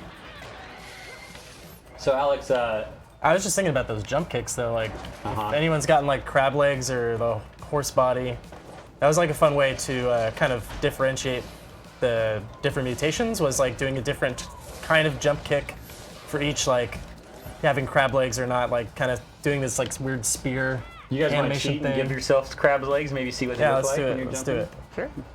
So give yourself crab. So we'll do a little cheat here. There you go. That was like super fun, just like figuring out like how. So there's like, because it's not going to do like the karate kick, which I think I did like a test of one, but I was like, so this one, I think we decided this one works better. So. Yeah, it definitely feels very awesome. visceral. Yeah. And I mean, the sound helps too, Yeah. like for sure. it's true that the sound folks do offer some small benefit to the Oh game. yeah. How nice of me. No, they did an amazing job. No, they're so good. And so you animated this crab as well. Oh right? yeah. This was a fun time. I tried to make it like if you like strafe sideways, like kind of more like crab-like. Oh, let's We see should that. have done like ultimate max speed on sideways crab movement though, strafing. Yeah, we had that for a while, right? So we experimented with giving the crab legs really fast sideways movement, but like we were always going back and forth on how much to play with the base game feel when you mutated, because it was definitely different, but most people didn't like having that fundamental of a game feel switched out on them halfway through a run. So it's been tricky because we wanted to capture some of that, like, oh my god, I gotta adapt, but not so much that like I don't even know where the jump button is. Yeah. But yeah, crab was fun. It's 6 legs. Pretty. Is that are 6 legs 3 times longer to animate than 2? No. Is that how animation works? No, you I'm- can just do basic producer math. You're like, well, let's take 3 times. So if it's one leg, it's- No, definitely. Yeah. But it's funny actually because we get all these designs from Derek. I think he was on earlier, right? So yes. Just watching his designs and being like, oh, how many legs does this thing have? Like, I'm gonna have to animate all this. That's the passive But it's aggressive like- power of concept artists, is to it's- make other people cringe. Also, Here you like, go. like I would feel bad like saying anything to him and being like, I don't want him to like think that I'm not capable of animating. Yeah, I either. can totally do it. It's just it's like, man. So did you say like only 6? Yeah. You could have 12 legs. Actually, yeah, I think I did say that. Like that's all. That's all. Oh, nice roll, perfectly timed. And we're in the underground, so the game features. Oh, there's some other cute little characters in here. Look at our cathode raider. Pretty friendly, right? No, he's extremely friendly. He's got some hot sauce that I would love to buy, but I'm broke. Aw. Oh, and golf shoes. Unfortunately, golf shoes are cool. Golf shoes, they let you do. Actually, you could actually hold to use your bank card, because this is the unlock thing. So if you hold Y, you can charge it to your bank. Nice. And now you have them. So now when you land on people, you'll do damage. So it's like a head stomp sort of thing. Which, you don't even have to karate kick them. You can just kind of bounce on their heads. Find some heads to bounce on. Oh, another cathode raider. These guys are everywhere. Oh. So So you these gotta are go find little them. side quests you get. We have the quick travel when you unlock the interiors. You can kind of or find the other end. You can just kind of quick teleport between them, so you don't have to go back through if you don't want to. You might want to find secrets, but not on this stream. You don't want to spoil all the secrets. There's a lot of secrets in this game. You cleared out the whole area too effectively. No one gets to see your jump, your golf jump. There you go. Wait. Yeah. Gotta make the sound. Yeah. Oh. This secret room. Hey, show him a secret. Show him a secret. See, the builder says it. No keys. No Some keys. Now, if you had that side quest, that little task you got from the calculator said if you find this creature, he's got a SCSI dongle, and so SCSI dongle is an artifact that you can use that subtracts key requirements by one. So you would be able to open common chests for free as long as you have that artifact. You see, you've got the golf shoes in one of your artifact slots. You've got 2 artifact slots in the game, but they're for different types of artifacts, so you still have to kind of make hard choices sometimes about which ones you want to keep. Ooh, get a mutation, get a mutation. Nothing can go wrong, right? Yeah, what could possibly go wrong? No, this is not a broken one, right? This is not. No, there are corrupt mutation machines. These are not corrupt, so. I'm kind of a coward when it comes to that. Like I like never click on this because I'm just like I don't want to take the risk. But I see people like benefit from it too. I'm just like. Yeah, there's some really. You know, it kind of depends on where you are with the game and how comfortable you are with adapting. There are some really great ones that only show up later in the game that are game changers, but you can also get bad ones. Now, if you do get a corrupt or a bummer mutation, as they're called in the game, you can buy juice cleanses at shops and flush them away. Flush it out. Flush it out. Yeah. Alex, what's the strangest thing you animated on this game? The strangest thing? We might not be able to see it, but just what's the strangest thing you animated? Oh God. Probably the horse legs near death anim is pretty good. I don't know if we want to show. Can we show that off? Like, well, we can't. We'd have to quit right now, because we already have a. So basically, like, there's like a Centaur body mutation, but we do a different animation when you're low on health. And I kind of like pitched this idea where the back legs were going to be dragged by the front half of the body, so they kind of like limp along. And it was one of those things where I did it like quickly, just to see like how it would look in the game, and it made me laugh. So it's kind of sad. Yeah, it's you make it like, but like that makes me laugh for some reason. Like, so yeah, I pitched that, and then I guess like we thought it looked good, and every time I see it, people use it, it cracks me up, just because it was like a funny idea, and yeah. So it kind of just like has these like limp back legs that it's like dragging, I think. I enjoyed that. I enjoyed that and the double jumps that you and Miyuki animated. Maybe she'll show off some of those later. Those are some amazing jumps. They're beautiful. Yeah. I think, They got style. We're very, there's some very stylish moves. There are some very ridiculous moves. We're like, we'll add a bunch of variation to this animation just because. A lot of Lee telling me, coming over to my desk and saying, "Hey, have you seen this 80s concert video?" And hey, look up these moves and look at these outfits, and I have to figure out how the hell to like add that to the game and like be like, all right, we got this kind of like feeling of this like over the top kind of like flexibility, jumping with their legs apart. Yeah, I believe that was little David Lee Roth in that one. Yeah. And Janice worked a lot on our second biome, which unfortunately is not on screen right now. A lot of the forest ones. Oh yeah, no, that's my absolute favorite world. Just because I like making a lot of the organic elements, but it was still pretty mutated at the same time. So sort of like having that like juxtaposition of that foresty environment, but still having those mutated elements. Like the trees are all like gnarled and mutated. They're gnarly, you might say. Gnarly. With pustules and gross crap growing and everything. You would always vote for the grossest designs too. I did. I surprised myself. I don't know. This project changed me, I guess. Like Derek would post concepts up in the art channel, and people would go, "Oh, I like this one," and without wavering, Janice will be like, "I like that really gross one because that looks like a boil." They were so adorably gross, though. Like it was cute and gross somehow. I think that's like a lot of the game. It's like it's cute, but also gross. But like that makes it beautiful. Like, yes, that is. I mean, it softens the apocalypse a little bit. Yeah, just a little bit. You've got to go through an underground, right? But you can I am like teleport super back. lost. Ah, yes, I can teleport.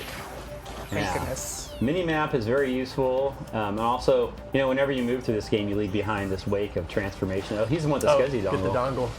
And you can tell because he's got a purple health bar, which means he's a special quest-related creature, and also, if you see on the right angle, he's got that dongle hanging out his backside. I hate when that happens to me. Yeah. The dongle's hanging. So if you want to pick the dongle, you got to drop that, and that's probably worth Your having because you shoes, can open the boss chest, I think, without needing a key, which you don't have. So you might need the help. I'd rather have the dongle than the shoes.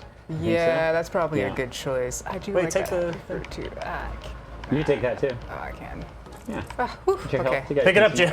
Pick it up. Pick it up. Backseat drive. So this is our mini boss fight, the world one. What do you have? There's a variability in each of these boss fights, so you're never exactly sure which one.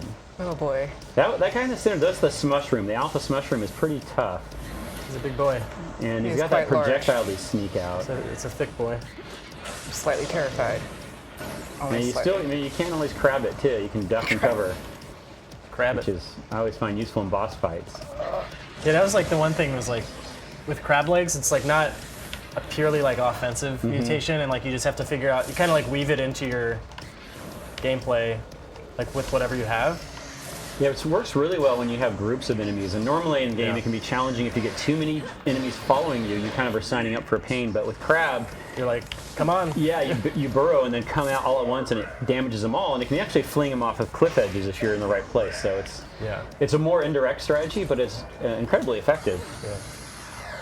You toasted that, no problem, and unlocked 3 achievements. It's these great assist features, guys. Noob No More, Bookworm, and Brainiac. I don't know I can't remember what those are about, but hey, wait, did you open the boss chest? I did not. I don't Because have any. you don't need to. You have a Scuzzy dog. And there's that's right. Well, there's a health potion there Sweet. anyway. You get all that stuff. Use that. Get Yeah, this. Yeah. Good. Maybe we'll just hop to the... Now, we mentioned you can either go back to town at this point as a player, or you can go to the next level. It's always your choice at the end of a level. And going back to town is how you upgrade the town, by saving your tapes, by buying other stuff. But if you are pretty good with what you have, you just jump right into the next level. This one's a little bigger and more challenging than the one we just came from, but...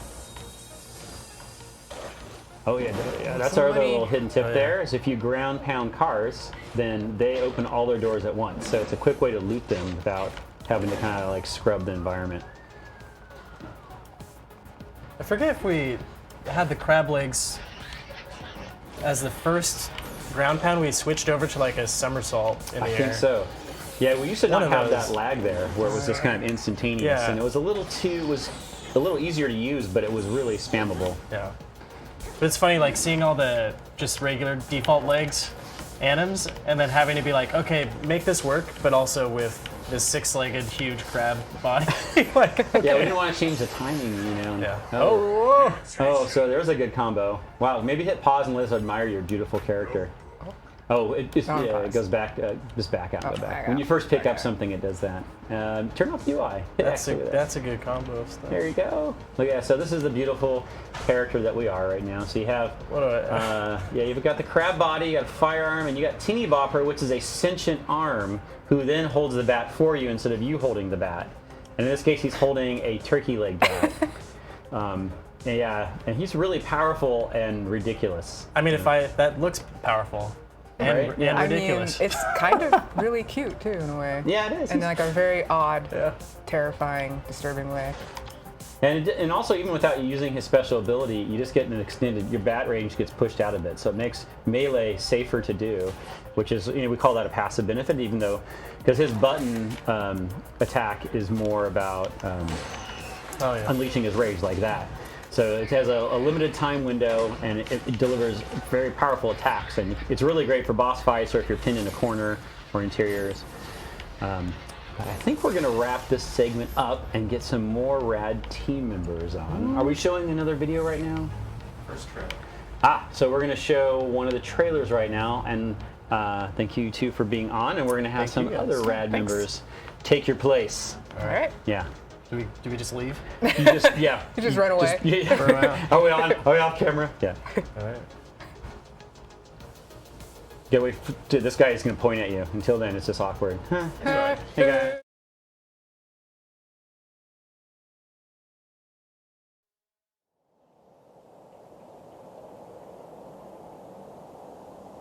The world, twice destroyed, lies in ruin.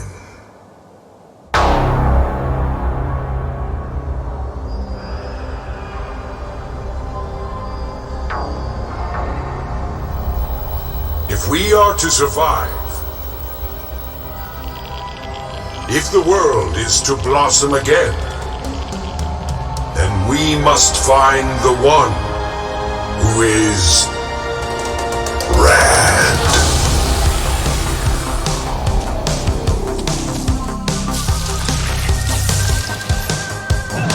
Righteous.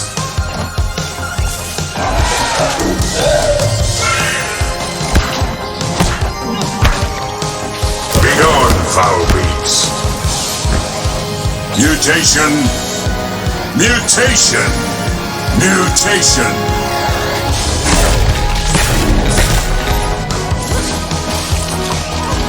Tight.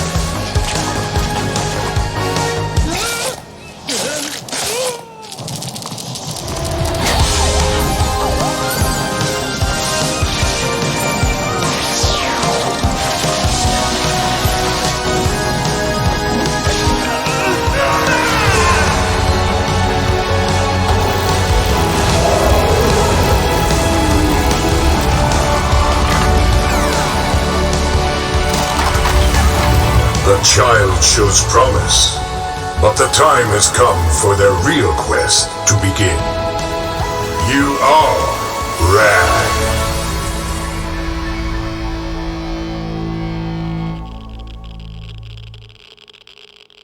Hey, we're back with two other members of the RAD team. We have... I'm Miyuki Richardson. I'm an animator. And I'm Jared Mills. I'm a character artist on RAD. So we started a new run, and we're doing a daily challenge run. And one of the reasons we're doing a daily challenge run to show you is that Jared is kind of the big proponent of speed running on the team. So, and in the daily challenge, unlike the normal game, which is not optimized for speedrun, the daily challenge, your point bonus is highly related to how quick you can finish the level. So the choices you make in daily challenge are quite different. In this case, Jared's making a lot of choices to be shot in the face. Yeah, I'm getting walloped. You could start again. Don't worry. That's fine. Yeah. Now, Miyuki, I think all these creatures we're looking at are some of the earlier ones in the game, right? You animated all these. Yeah. Mm-hmm. Yeah, someone on YouTube, Great United, just said whoever did the art and 3D modeling for this game is awesome. Well, Jared modeled all of the characters in the game. And mutants, and Miyuki animated quite a few of the mutants, especially these early ones when she was the only animator on the project. Yeah, for a while I was the only one, and then Alex came on. Yeah, he just showed up one day. What I really liked about Miyuki's animation is I think you really embrace the disturbing but cute aesthetic, and like all these characters have these little weird butt wiggles and shakes and hanging noses and stuff, and they all they're really charming. I mean, and it's kind of like you don't always see them because it's a pretty fast-paced action game, but when you do kind of notice those things, it makes it a lot of fun. Yeah, when you talked about like disturbing but cute, I was thinking I would always Google world's ugliest animals list, and then I would always find them all cute. So there you go. Beat the Centaur. I got to the gate before that. There you go. So Jared, what are some of your general strategies when you're speed running? Do you skip over certain types of things? Yeah, a lot of things. As many things as possible. Yet. No, I'm not. And I like to do this hop roll thing because it gets you to move a little bit faster than you were if you were just running. But yeah, there's a lot of things in the game that you can skip, mostly like combat encounters. So you're just trying to get to the essential parts of the game as quickly as possible, because the name of the game in Daily Challenge is time, and time equals points. So if I can beat the first level here in less than with less than 5 minutes left on the clock, I can get a big old boost of points that'll help out later on. Did he just cook your steak? He did. Yeah, I noticed that when you're speedrunning, it's a little more challenging, right? Because you are passing those combat encounters, you're passing chances for loot as well as mutations. Yeah. You better go get your meat. I know, I'm gonna die over here. Jared's trying not to use meat, but... Try not to waste time. Now, what's your fastest time for beating the entire game in a daily challenge mode? 37 minutes, I think. 37 minutes, which, RAD is a little bit longer loops than a lot of games. That's pretty impressive. I'm sure someone out there will beat it in 2 days. Yeah, I think so. I'm doing horrible this time. Well, it's hard. It's really hard to talk and play this game. It is. I never really give you talk credit. about. we can talk about animating that character we saw. He has that special move where he launches fire out of his backside. Have you talked about what it's called? I did refer to it as the Mighty Volcanus, which I think was all the direction we gave you, right? So how did you go about animating a Volcanus? I mean, as the name suggests, it's like fire from its butt. So I'm just gonna like make it jiggle and. Did you find an ugly pet that did that?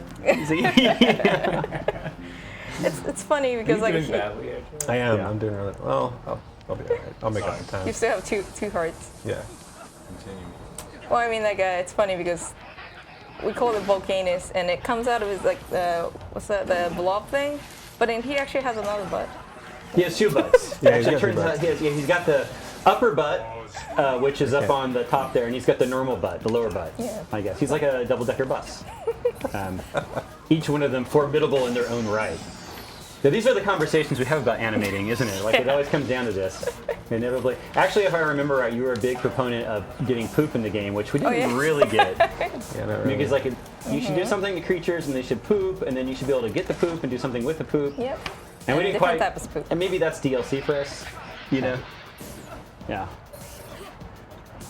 Look at Jared. So he's gonna. He moves so fast, he doesn't know what he's doing. Yeah. Oh my God. The chair knocked me out of the way. So you got, what did you get? Soul Glow potion.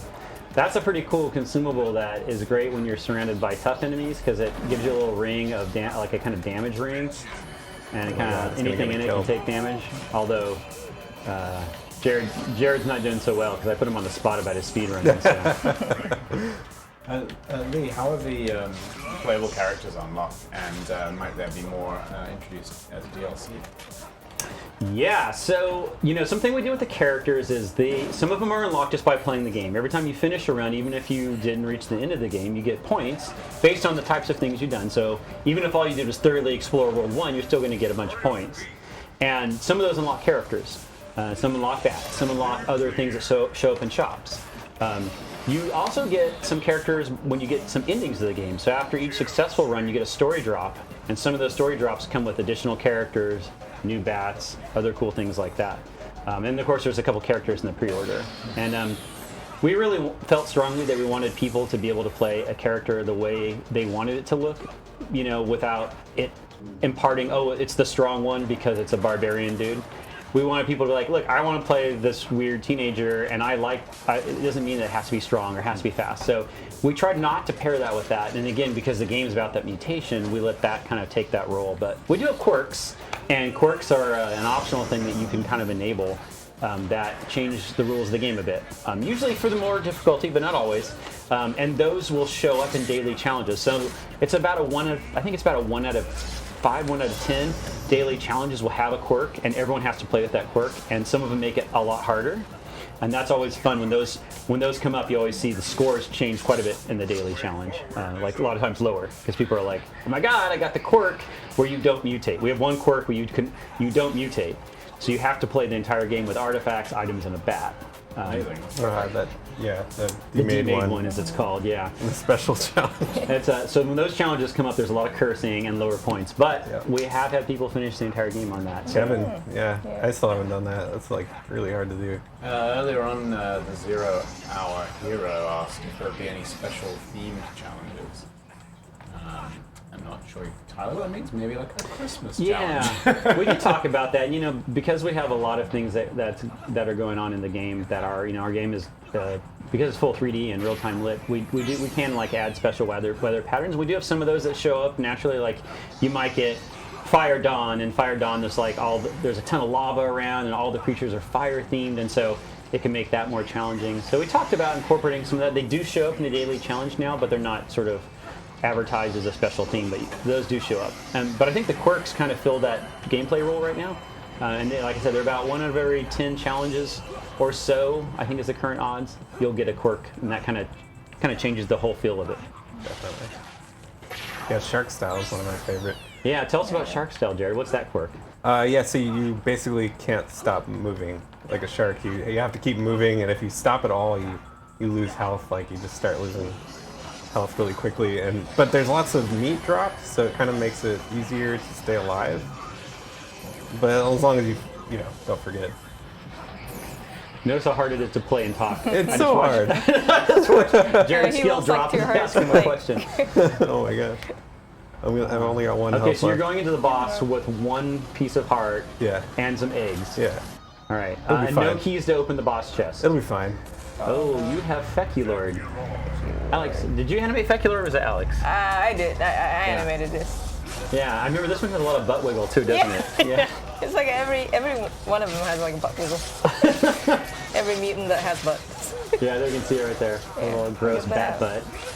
Yeah, I really like this character. There was a lot of personality just in the way it jumps in. It was a challenge because there's only one control on the butt, so. Yeah, I got to keep the bone structure optimized in games, so. You can still lose them. Yeah, Oh my that's the gosh. important part. Oh, Jared. It's over. It's over. What was your favorite character to animate, would you say, Mikey? I was just talking to Jared. It might have been the big arm. Yeah, the teeny bopper. Yeah, we teeny saw- bopper. Everyone here, Mig is a big fan of Home Slice. That one was my favorite too, actually. I love it. That's it's really hard to see from like game cam, but he does a lot of like things like taking the hat out of his mouth, flipping the hat when it lunches, or. I like when you explode him and he gets all swollen and his eyes are like, you know. Oh. I died.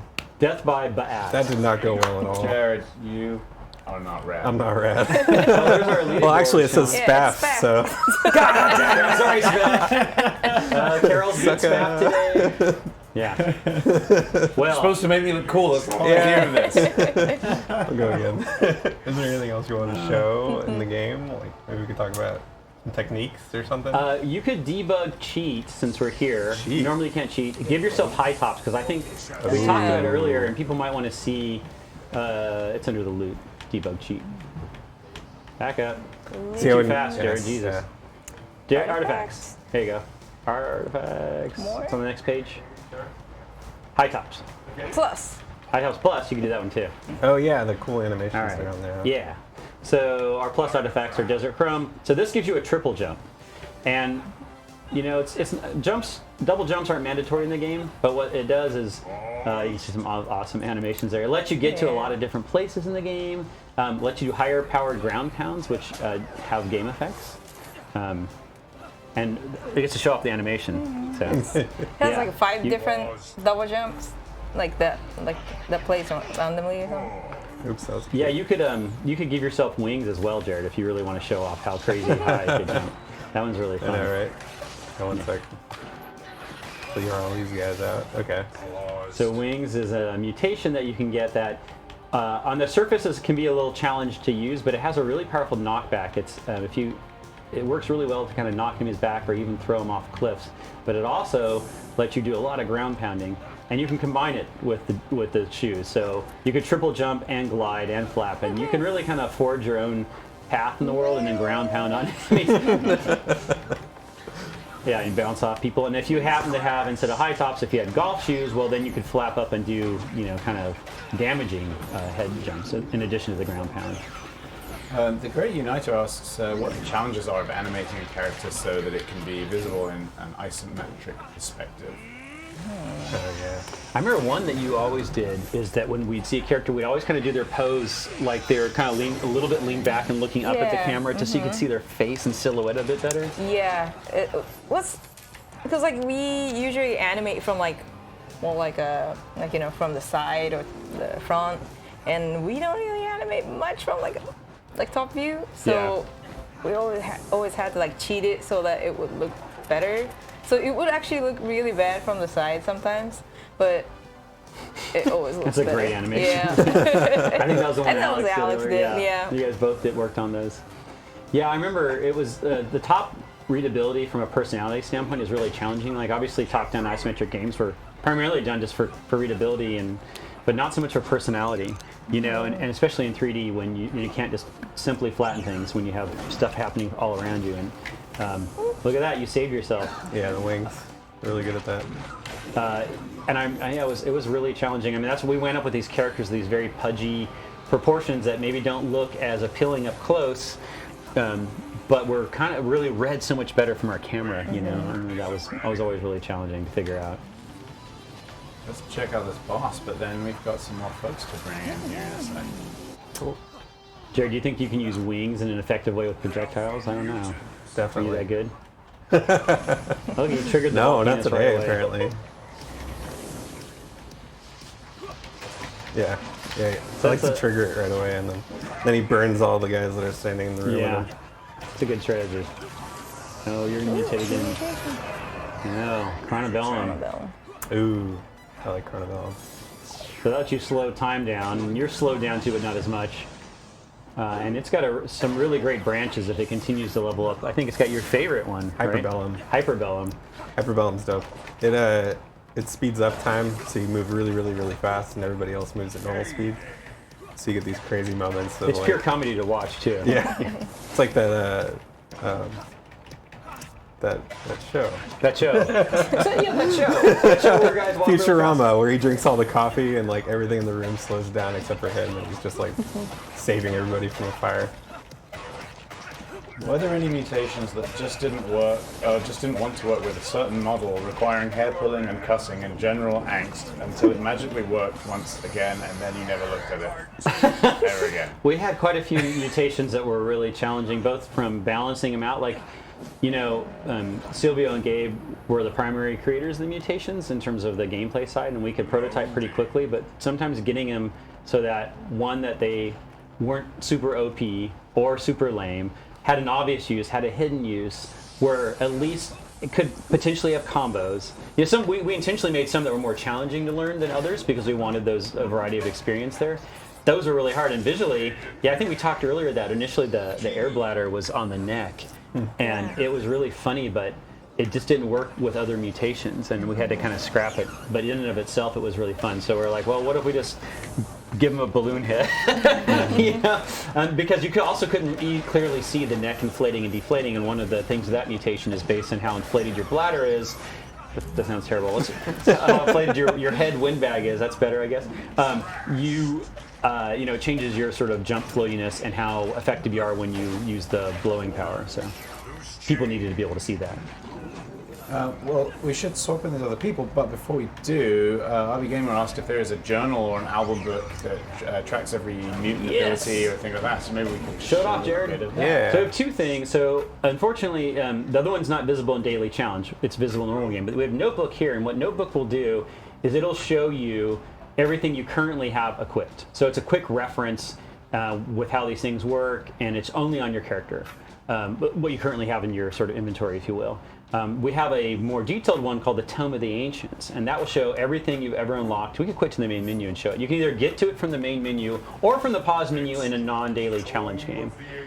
And so you can actually go over to the mutants for a minute. You can see these awesome illustrations that Derek did. We have like custom sticker illustrations for everything in here, and so these will all unlock. I think this game has been debugged cheat unlocked everything. So you get like. Each category will have a percentage of what's left to unlock. There'll be question marks before you unlock them. So all of your mutants, or all the mutants, all of the mutations, all the bosses, all the end cards, all of the lore, all of the items, the artifacts, consumables, they're all in here. And so it's a fun thing to unlock and look at the illustrations and just try and 100% them all. I want all of these stickers. Yeah. I know. Some good stickers. Oh, it looks like one thing's not unlocked. Dun, dun, dun. Uh-oh. All right. Cool. What video have we got lined up next, Paul? Pre-order trailer. The pre-order trailer. We're going to show the pre-order trailer now. Right? That's fun. Awesome. Yeah.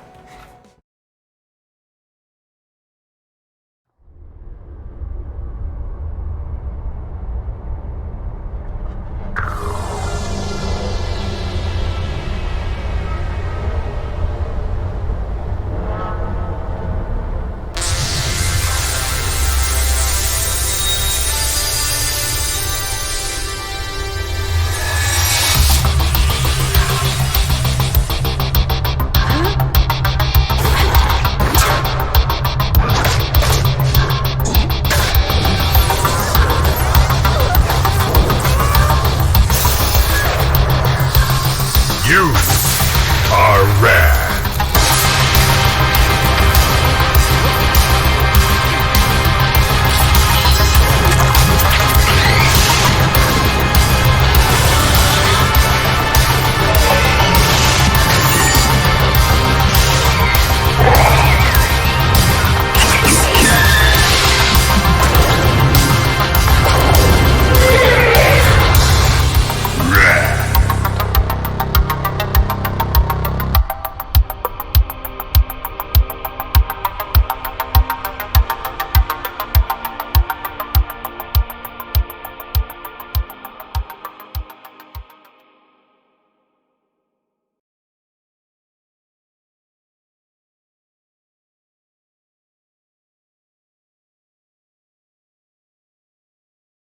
It's all right. Okay. Hello. Here you go. Nope. Jump to. Okay. Hey everyone, we're joined by 2 new RAD Double Finers. Well, Gabe's been here before, but he's new because I respawned. He respawned. Yeah. So he's fresh. He's mutated. And introduce yourself. I'm Silvio Terra. I'm a gameplay programmer. I mostly worked on combat and mutations for the game. And like these 2 are really the keepers of that, and all the mutations that you see in melee combat and a lot of that they collaborated on together. So we're going to show some. What do you guys want to talk about? You want to show some mutations off, and we started talking about that a little bit earlier. Well, actually, I kind of do want to answer a little bit of the previous question about the hardest mutation to animate. Oh, great. Because it would have been Snakehead. Because of the huge size difference from your regular head, which was also a change from your normal head. Like instead of just being an addition, it is indeed a whole replacement. And it is basically the size of your body. So to get this to animate correctly, we had to like get everything synced up because otherwise you would get like a weird chicken bob on the snake head, and that's the wrong head for a chicken bob. That's right.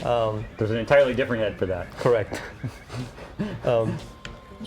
Anyway, you want to go out to the wasteland? Yeah, let's go out there. So we got debug controls, so if you guys want to show off any particular mutations, we could show off some Cobra. We haven't really talked about Cobra yet. Cobra's got a couple of interesting aspects to it. It's got an obvious one. Talk about Cobra, guys. What does Cobra do? Why is Cobra awesome?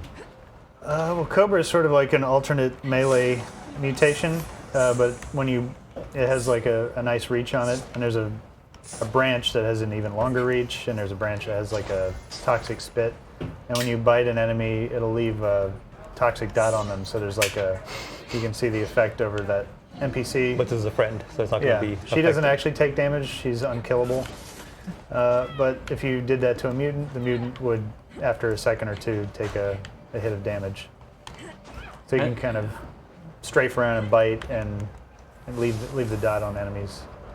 I think one of the other things about Cobra that's really cool is it's just so fast. You know, all of our mutations have some cooldown, but because melee is always a bit more of a risk because you're in close. I know we talked about trying to make sure this one was really responsive.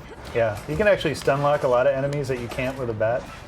So it almost feels OP in certain scenarios, but overall, it feels balanced to me with some of the range mutations. We want to talk about there's a couple other hidden uses Cobra has, and one of them we're not going to spoil. Wait, so which one? Which so one we're are we talking not about spoiling? the toxic pool one. Oh. Okay. So this is the one we're not spoiling. No, we're spoiling the toxic pool one. Oh, okay. Wait, how do I get back up there? Right there. Wait, so let's find the toxic pool then. If there is a toxic pool. Yeah, it's randomly generated, so there may or may not be a toxic pool nearby, but if there was, we can show it off. So we're not going to talk about the snake's diet. No. Okay. All right. We'll just, we don't want to spoil everything day one. I do want to talk a little bit about the eyeballs also. Oh eventually. Yeah, that'd be great. Because, I mean, I kind of like how, first of all, how they follow you. Yeah. There was just a little nice creepy Easter egg that I put in there, but and I've killed all the enemies around it, so we can talk in peace. But it does home towards an enemy or try to find an enemy. But if it cannot find an enemy, it will find other eyeballs and kind of chain eyeballs that way. So you can actually have like a little eyeball chain explosion happening like that. Do you want to show your test level with that? I really do want to. All right, pause the game for a second. So Silvio brought a GIF, or GIF, depending on if you're a heathen. And we are... Wait, close. Yeah, you might want to just reopen it. Yeah. So it is called Fixes. So this is going to show a room full of these and how they target each other. Yep. So there's a little test level, and that's they change heads to Nick, who's one of the environment artists who's not here today. That's a pretty old GIF. Yeah. It's got the old screen on it. That was proving a bunch of different concepts there. We were proving that eyeballs could be recycled, that they could target each other, that they could explode each other, that I can put Nick's face in the game, that kind of thing. Like, it's a multi-use GIF. That was pretty horrifying when that showed up, I have to say, the day we were like, what? Oh! Yeah. And no, yeah, because I use Nick's face for a lot of debug stuff. We did. We did. It was a I need special relationship you two share. I need a speaker icon. That's Nick's face. Nick's face. Yeah. I need an explosion. That's Nick's face. I remember it being a little controversial whether or not to put auto aim on the eyeball.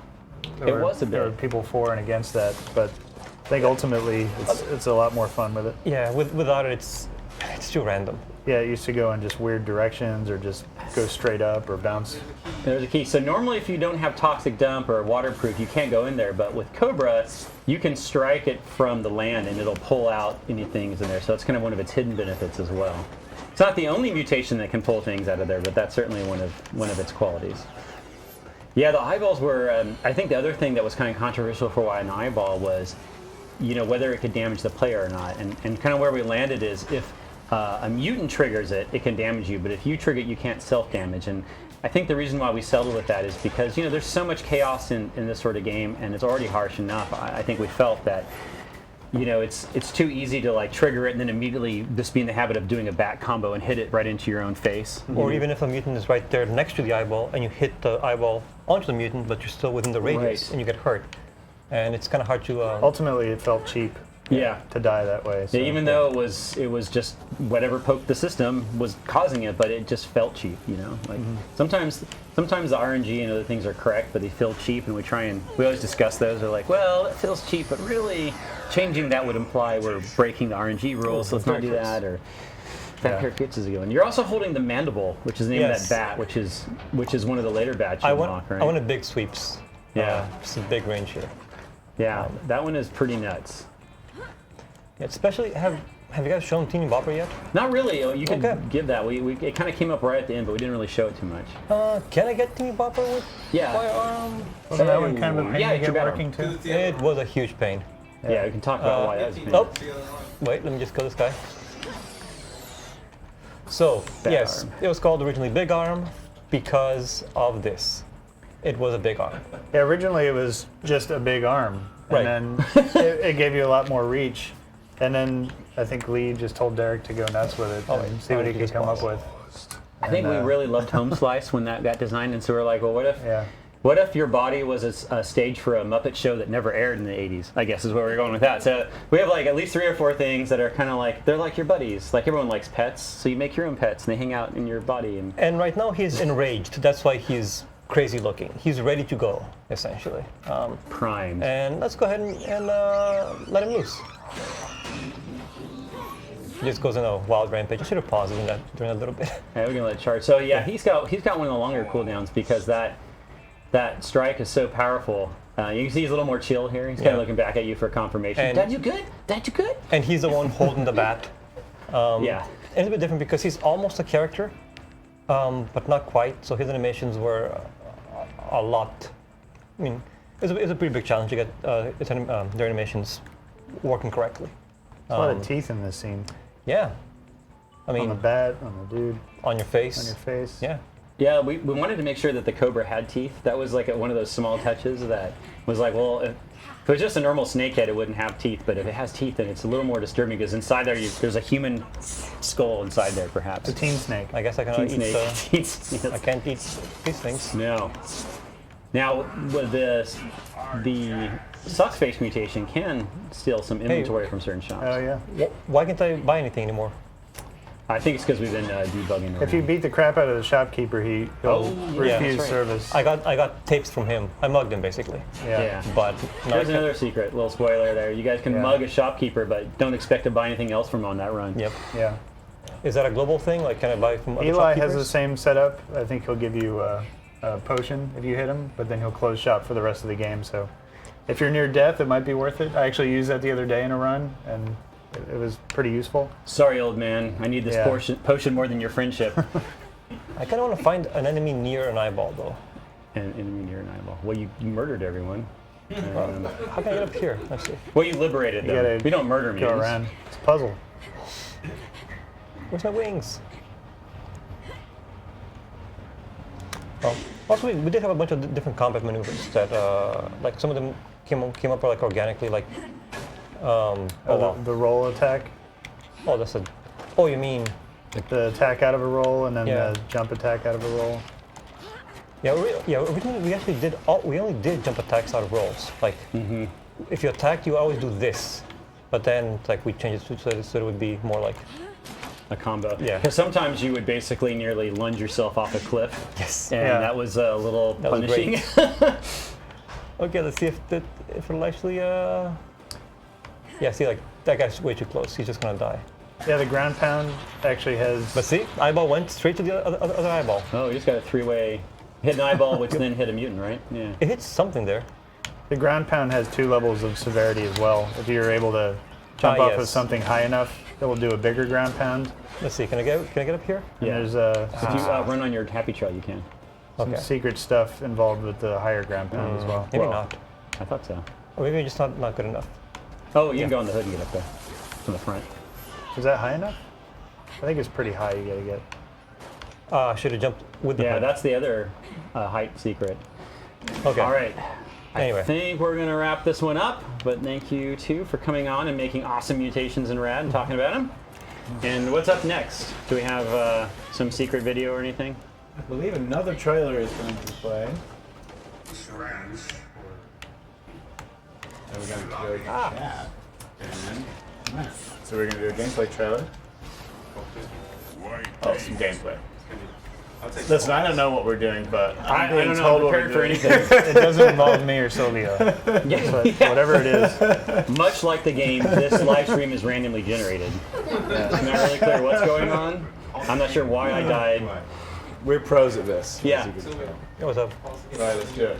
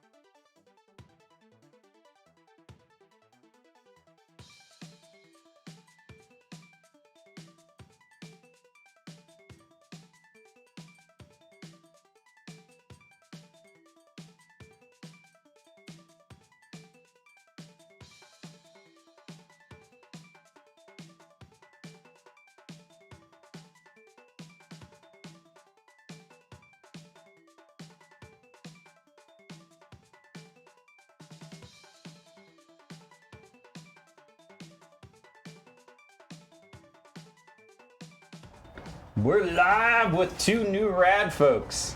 The Brain Trust. Well, some of the Brain Trust. Yeah, that's right, some. The Atlas of the Brain Trust. We're each half a brain. We're each half a brain, which is great. That's pretty good. Like a hind brain and a forebrain. Oh, sure. Yeah, I know. You guys can. Those are the 2 halves of the brain. Yeah, that's right. Yeah. There's like hind brain and forebrain. Introduce yourselves. I'm Chad Dawson, lead programmer on the project. And I'm Matt Enright, graphics programmer.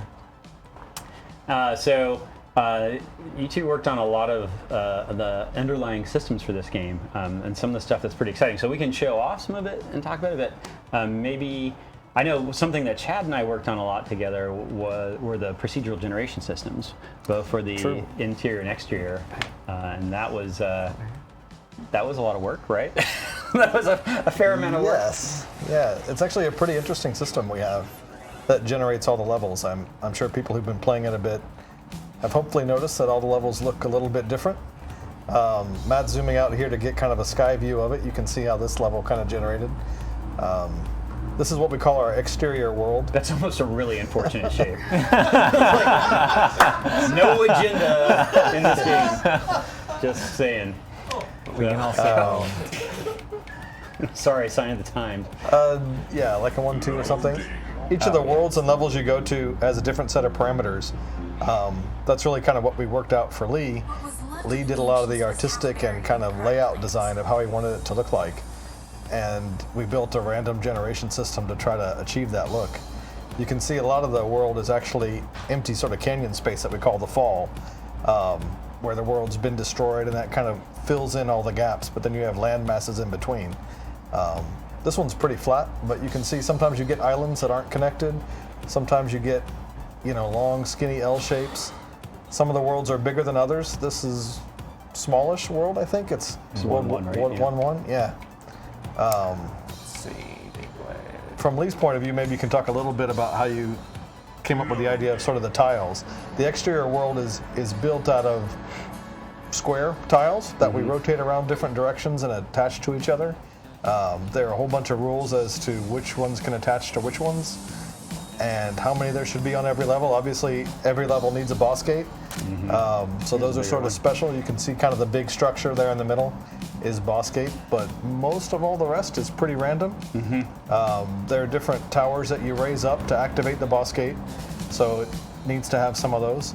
But Lee put together a whole set of tiles. Yeah, I mean, one of the things that we wanted to do a full 3D game, and we wanted to at least have like enough sort of aesthetic and thematic control to have not just like an individual piece of the floor, if you will, but to have kind of a little chunk. So our individual tiles have enough room, I think, for us to do some of those setups. And not only is the world randomized in the way that Chad described, how the base world is assembled, but most things that are on the tile also have spawners that are additionally varied and cold and replacement spawns. So we might have like that taxi cab there. There's probably what's called a blocker spawner for its size category, which is medium large, and it's probably or medium low. It's probably placed there, and the game rolls, and it's like, well, there could be nothing there. It could be a taxi, and even if it picks a taxi, it'll go, okay, well, the taxi can have 2 doors and a hood and a trunk, or none of that.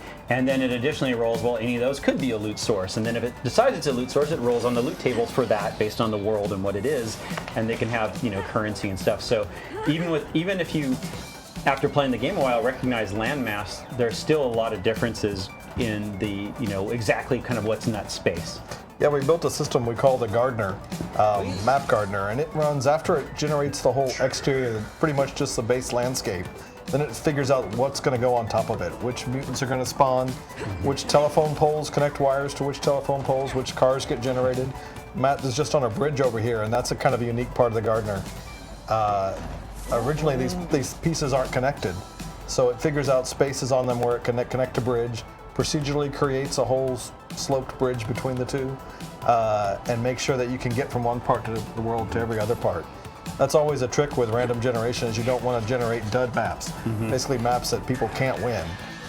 We certainly have done that a bit during development, and we tried to avoid it as much as we can. But we have different algorithms in place to try to make sure that you can beat every map, and that you can always get from one spot to another while still being pretty random and varied.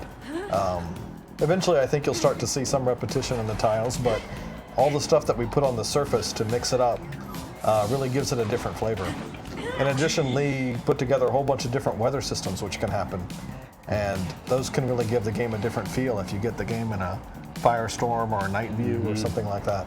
Yeah, they because we, working with Matt on the graphics side of things early on, we sort of committed to keeping everything dynamically lit and not baked. So, that means that we can do things like, like you saw the difference between what we were just playing in this is mainly just one of aesthetics, change the light direction. They can affect visibility a bit.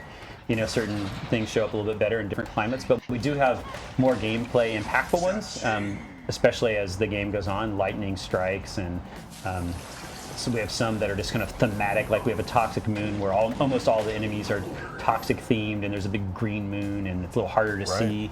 It's one of those things that we have quite a few, and we'd love to just keep adding more. There's so many of them. And then one of the other interesting things I think that maybe Matt could talk a little bit is that like one of the earliest ideas of the game was that we wanted to have this concept of propagation. I got a night climate of the idea that you would be kind of leaving behind a trail of growth just by moving through the game, and it could have gameplay impact as well. So maybe you talk a little bit about that since you worked on that system. Yeah, so we're actually painting down the trail behind the player, kind of like if you're painting a line in MS Paint or something like that.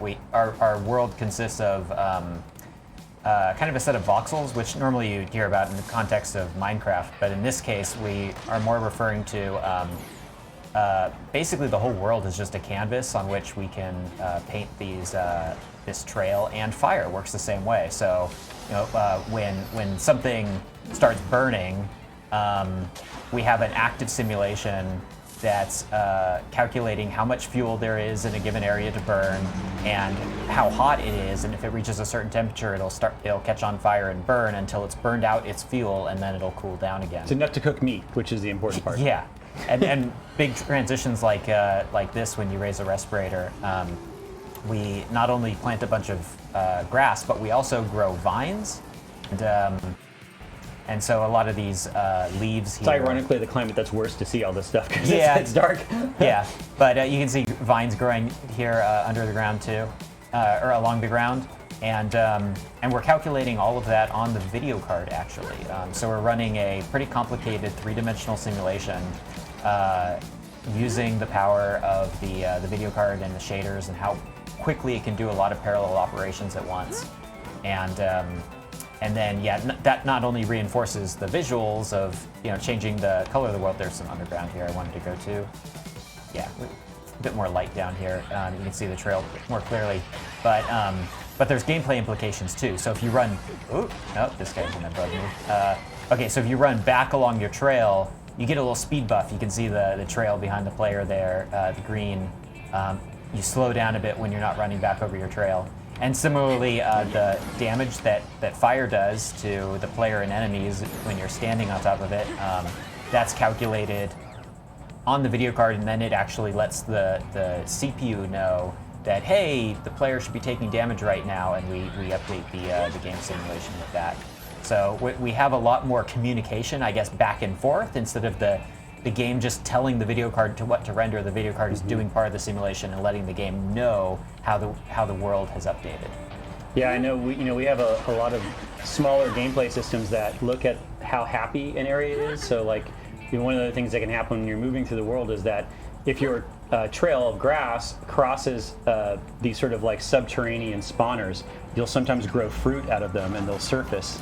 And part of that is it's just sort of detecting, is there enough happiness right here? Because I think that's what you called it, happy propagation, right? Yeah.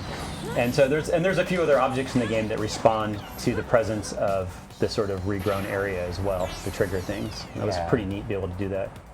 Yeah, here's an example of one. So this bush here, if I go run over it, I would convert it to happy spawner.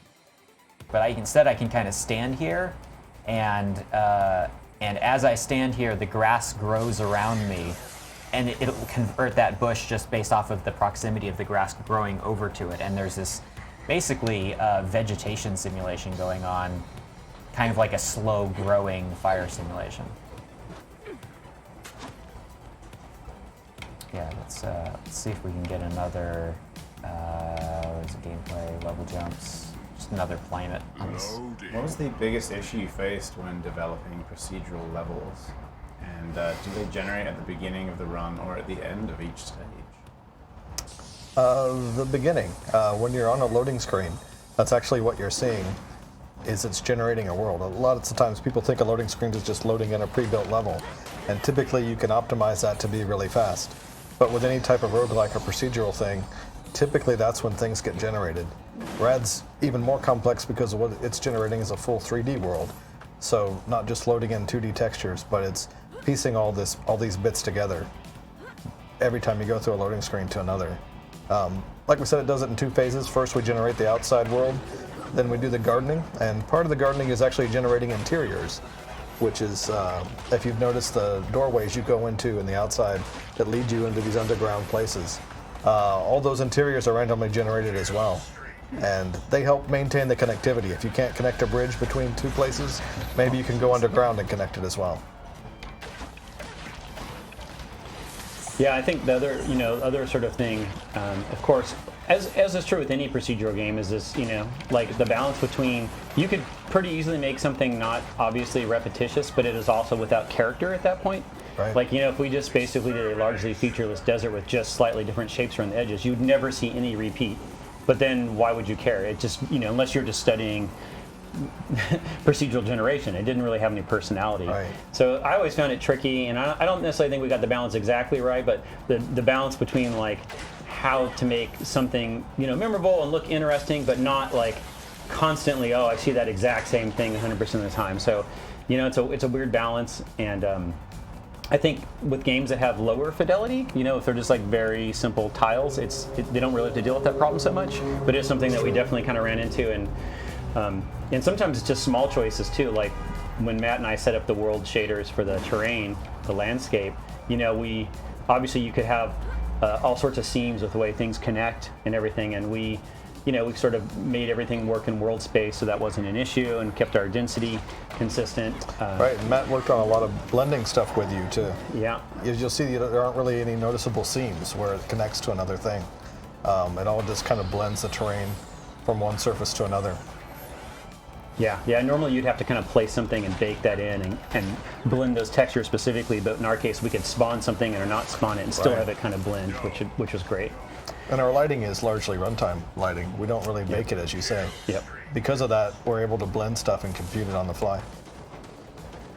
Kill streak. Guys running away from you, Matt. Yeah, there's lots of nice touches too with like the telephone poles and wires and how they connect and make the world feel a little bit more connected than just a bunch of isolated tiles. Right. If you see those wires, they go pretty far. They'll go across 2 or 3 of our tiles all the way to another one.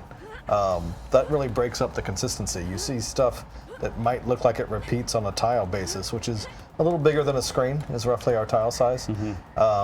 But things that stretch across it in different ways and connect to other things break up the pattern. Right, and we do have multi-tiles as well. So one of the other sort of last things I'll talk about procedural generation is that the generator can kind of look at things and go, hey, did you place 2 or more tiles next to each other that have these qualities, and if so, is there a replacement tile that's been authored at the bigger size that can break things up even further? And so, yeah, that example right there's an example. So that was at one point 2 individual islands, small islands that happened to be placed next to each other, and then those rolled a chance and went, yeah, I'm going to use this multi-tile instead, and it's now one big long island that adds a little more variation there. So, but it gives the opportunity to have a little bit more custom curated minor zones that also might be pretty rare. You might do 10 runs and never see a rare tile, and then one time find this whole island full of cathode raiders or something there that you get to explore. Yeah, we do. Hopefully to give you some new stuff, even if you've been playing for a while. Yeah, for sure.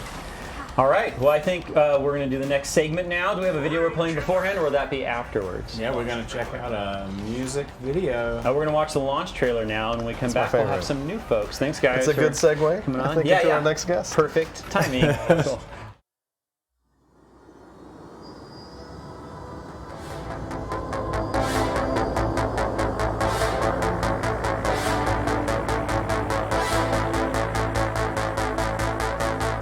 We have lived in the shadow of those who came before us.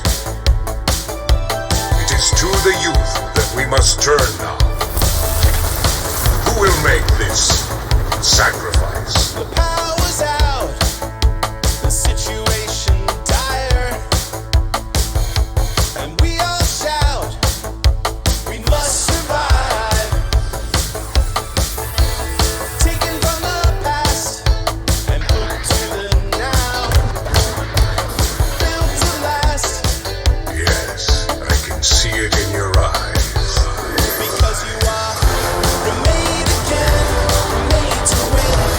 You are the one, now it's time to begin. Remade again, made to win. You are the one.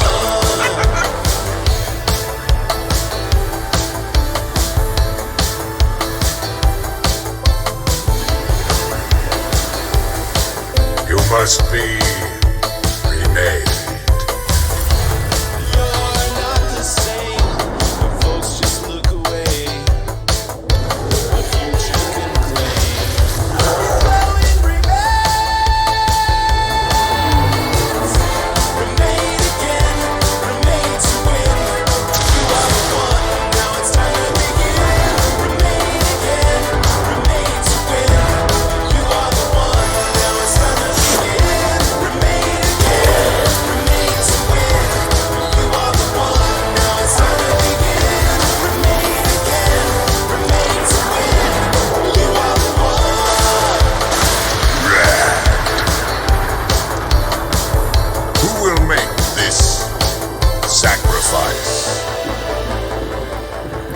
Yes, I can see it. We are live with two new people here. People here. You can tell at the end of the stream. Basic words escape me. Human beings. Humans. So introduce yourselves. Who are you? I'm David Earl. I'm the composer of the music for the game and the various other media stuff that's been created. And I'm Camden Stoddard. I'm the audio director for RAD. So when you say other media, that also means you you performed the song in our launch trailer that we just watched. Yes, I originally was writing that for another person to sing, and as demo love took hold, as it sometimes does, people wanted me to do the final vocal, so I did. And what's funny is that I actually put it down into my natural range, which is like a baritone, and I did it, and then I got feedback from Lee that actually I really like those high notes. You know, they really give you that 80s, like, you know, the gravel. Yeah, it had a certain optimism to it. Yeah, that I thought was good to juxtapose with. So I'm like, no, I can't do that. And then a couple days go by, and I'm like, all right, I'm gonna do it. And then I did, and then that ended up in the video that we just watched, right? I loved it. I was just immediately like, oh, this is David Hasselhoff time. This is dude, that's way higher than David Hasselhoff. I know, but it's so good. Wait, did you just diss the Hoff? I didn't diss him. I'm just trying to we paid tribute. Saying the Hoff isn't always cracked up to the art. It's fine. No. Kung Fury. Actually, the inspiration for that track came directly from Kung Fury and Hasselhoff's belting out of the Kung Fury soundtrack single, which is amazing if you haven't seen it. I'm trying to show off World 2 while we're talking, by the way, and I cannot play and talk at all, so I'm going to probably kill myself and ask poor questions. So I've got two things. Kevin can play. Kevin. So we are showing a little off of, this is our second biome here, the second world, the Hollow Forest, which has a whole different set of music. How many tracks did you actually write for this game? Well, that's a complicated answer. Yeah. Because as with everything. Yeah, I mean. Here you go. Don't die, Kev. Yeah. Good luck, Kev. Awesome. No pressure. Yeah, it's fine. He's back. We're back. So, I think I wrote like 40-something tracks, and then when I do a track, I deliver it to Camden as a set of what we call stems or submixes, which are all the different parts of the song that are like a jigsaw puzzle that I hand over to Camden, and he puts together. Yeah, so we do multiple mixes of each song to match kind of what's going on in the game, depending on what you're doing and where you are, and what kind of weather and things like that, or whether you're in the exterior or you're underground. So we wanted to make sure the music kind of mutates depending upon all of that. I think all in all, there's about 3 hours of different music in the game, which is kind of insane but wonderful. That's a few songs, a few bits of music. Now, also the music scales dynamically, right? When you're in the middle of a combat, like it kind of beefs up a little bit. Yeah, I mean, there's definitely tension level work where if you're fighting or your melee is getting more and more intense, the music kind of reflects that. And Dave was like, Dave had a lot of trust in me in that, like. He was just very busy. It's just not. It's not often that like a composer will give you everything. Will like break down everything. Like Dave was giving me like the full Earl. He was giving me the full Earl. Yeah. He was doing like reverb bounce outs. I mean, like it was all super useful. And then he allowed me to like alter things a little bit, and that's just a huge amount of trust. And it actually made what we did around music and sound a lot easier and a lot more expedient, and we were able to like experiment a lot more, which was really fun because going through this process with the team and with you, Lee, like we started getting into interesting areas of like, you know, like Jan Hammer and Peter Gabriel, and like we just really started digging into like the oeuvre, I guess, and like having fun with that. So it was fun. My trust in Camden comes from what we did on Headlander, because it was the first time that I ever said, sure, remix my song. You know? Yeah, let's sure. And you kill it every time, and I'm just super happy with it. So you know, there's that. I think one of the things when I think this is true in Headlander as well. But one of the things working with the two of you on this game and music is, you know, I think we are all always on the same page that we were not satirizing the 80s. It was more like we were inspired by it, and if anything, there's a bit of a love letter in there. Not that everything in the 80s was amazing, but there were these amazing elements that we felt like we could contemporize a bit and bring to the game, and I kind of liked that. You know, it wasn't like a sarcastic look back. I think you really delivered that context well, because like both Dave and I were pretty clear, like, this is not supposed to be the 80s straight up. This is supposed to be like quasi and like inspired by and have that flavor, and but like you can build it out and like create its own, you know, textures, which I thought was really, really cool. You know, I thought on Headlander when I tried to use tape and I hated it. And I hated working on tape. I hated everything about it, even though I really wanted to, because I remembered tape had this certain thing.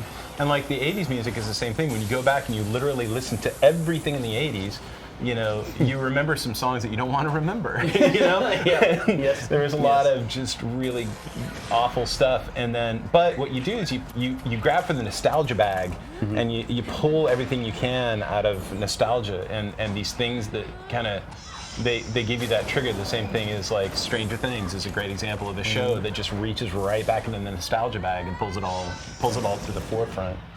And yeah, it was very, very cool. And Made I tried interesting to be. nights. We'd be like talking to each other and we'd be like, oh my god, flock of seagulls. Oh, yeah. And like we would just be like, wow, and like just start eating it up. It was great. Oh yeah, or like the fix. Like I remember when The we were fix, working, yeah. we were working on that thing where the mender picks the kid jumps down and he's like, I can see it in your eyes. And there's this chord strum.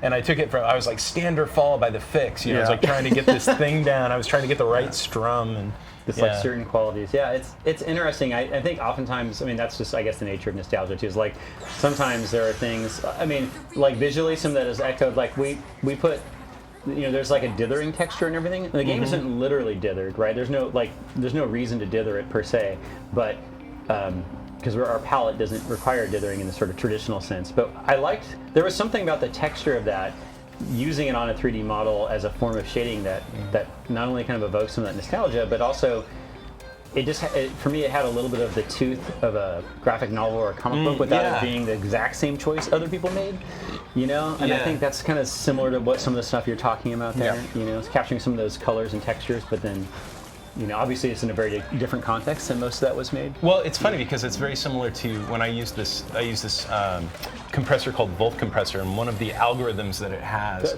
Audio things have the best names. Yeah, the Wolf. Wolfpack is this band, and there's this group of people that they make plugins with, and their whole thing is like 80s plugins. Like the latest reverb they came up with, the whole tagline is really good bad reverb.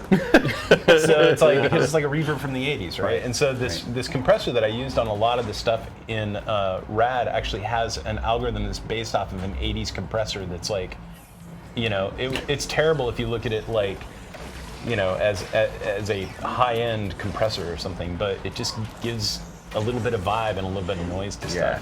Yeah. One thing I really want to shout out to, whenever you get a mutation or you open a boss gate or something like that, it's Jordan Rudess doing the doing the synth solo. So I want everybody to know, I didn't play those synth solos. Only somebody like Jordan could Can you pull give us something a like that real off. brief for those who aren't familiar with his work, what he's done in his Oh career? yeah. So Jordan Rudess is a prog metal guy who's in the band Dream Theater, and he's probably the most famous rock keyboardist out there right now. Probably one of the best. And one of the best. I Yeah. mean, he's an absolutely phenomenal musician. So I was trying to figure out.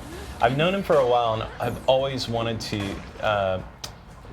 work with him in games specifically. I've done some work with Dream Theater. I've done some work with the members of Dream Theater, but I really wanted something specifically game-like. And when this came along, and we were talking about mutations and about.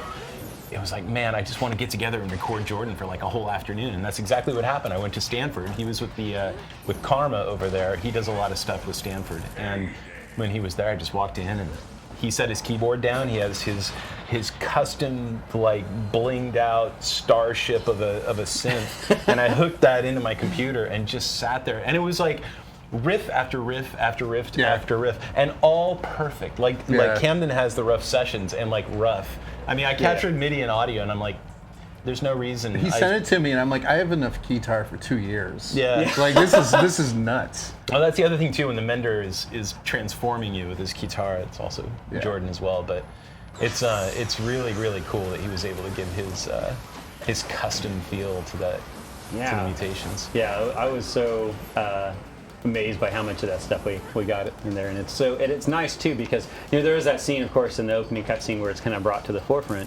But other than that, it just winds up becoming this sort of like almost like an unspoken language of transformation and advancement. You know, whenever you hear it, like you're changing, and then the gates are opening, which is always kicked off when everything has a big overgrowth of new leaves and stuff on it. And it's just kind of always with that guitar sound. So it's such a little signature. Yeah, it's this little audio signature that pops up every time something happens. And, and I don't. What's funny is I never really thought much about key, about what key it was in or how it was going to work with the music. It just like it comes in, it's its own thing, it's perfect, and then it goes away. Yep. What is it? Would you guys say the strangest or most unusual choices you made, either in the music or a sound effect that's in the game? Something that's let's do sound. That's always more fun. Well, I As mean, far as like the weird doing games with Lee is usually like an audio playland because like there's just so many ways you could go on various things, and usually I do a lot of stuff where I'm like layering sounds to make a new sound or whatever. And my favorite sound is actually Dividualus. That's the boss that can split into his three. voice, the boss that splits up, because he's only one sound. He's a parrot. What? He's a parrot. His whole sound is just one parrot recording. Like a really enraged, angry, roided parrot. Yeah, Like- it's like a super irritated parrot. And I remember I was going through trying to make something, and I found this. Want your blood? I found this parrot recording that was agitated, and I was like, this thing sounds nuts. So I just started like fooling around with it. And let's back up and analyze. I just found a recording of a parrot, and it was really agitated. Like that's something only a sound. That was literally the WAV file name. It was like parrot agitated, and it was. And but I started experimenting with pitch and all kinds of stuff. And there just wasn't much I needed to do. It just fit. And I started going, well, I'll add this growl underneath, but it didn't need it because it just sounded by itself. It sounded incredible by itself. Wow. All I did was just like manipulation through modulation and pitch, and like I think I used Devil Lock to make it huge. But like, Dividualus is a giant freaking parrot. That's gonna give me nightmares now, because now I'm gonna think like underneath that 12-word vocabulary, every parrot on the planet is secretly hovering ill will towards its captors, just waiting for this Yeah. Thank you for bringing that to life. Yeah, you're welcome. Yeah. For that nightmare. Freedom. Yeah, that's right. Polly would like to wear you. Nice mappy call. Yeah, I got a little mappy in there. How about you from a music standpoint? Is there a track that you think? I mean, there's the. I'm gonna give a brief shout out. I love your Peter Gabriel. Oh yeah. So the thing that'll be really fun about this game for a certain segment of players is if they can call out all of the references, because basically. Any 80s band that was huge in the 80s, there is some little thing there. Whether it's snuck in there. A Duran Duran wailing synth, or if it's Peter Gabriel. I did these little Peter Gabriel kind of chants. And it just those worked for the Menders though. It felt like Menders. Well, in the beginning, I was way more into like the themes for like townspeople and the Menders and all this stuff.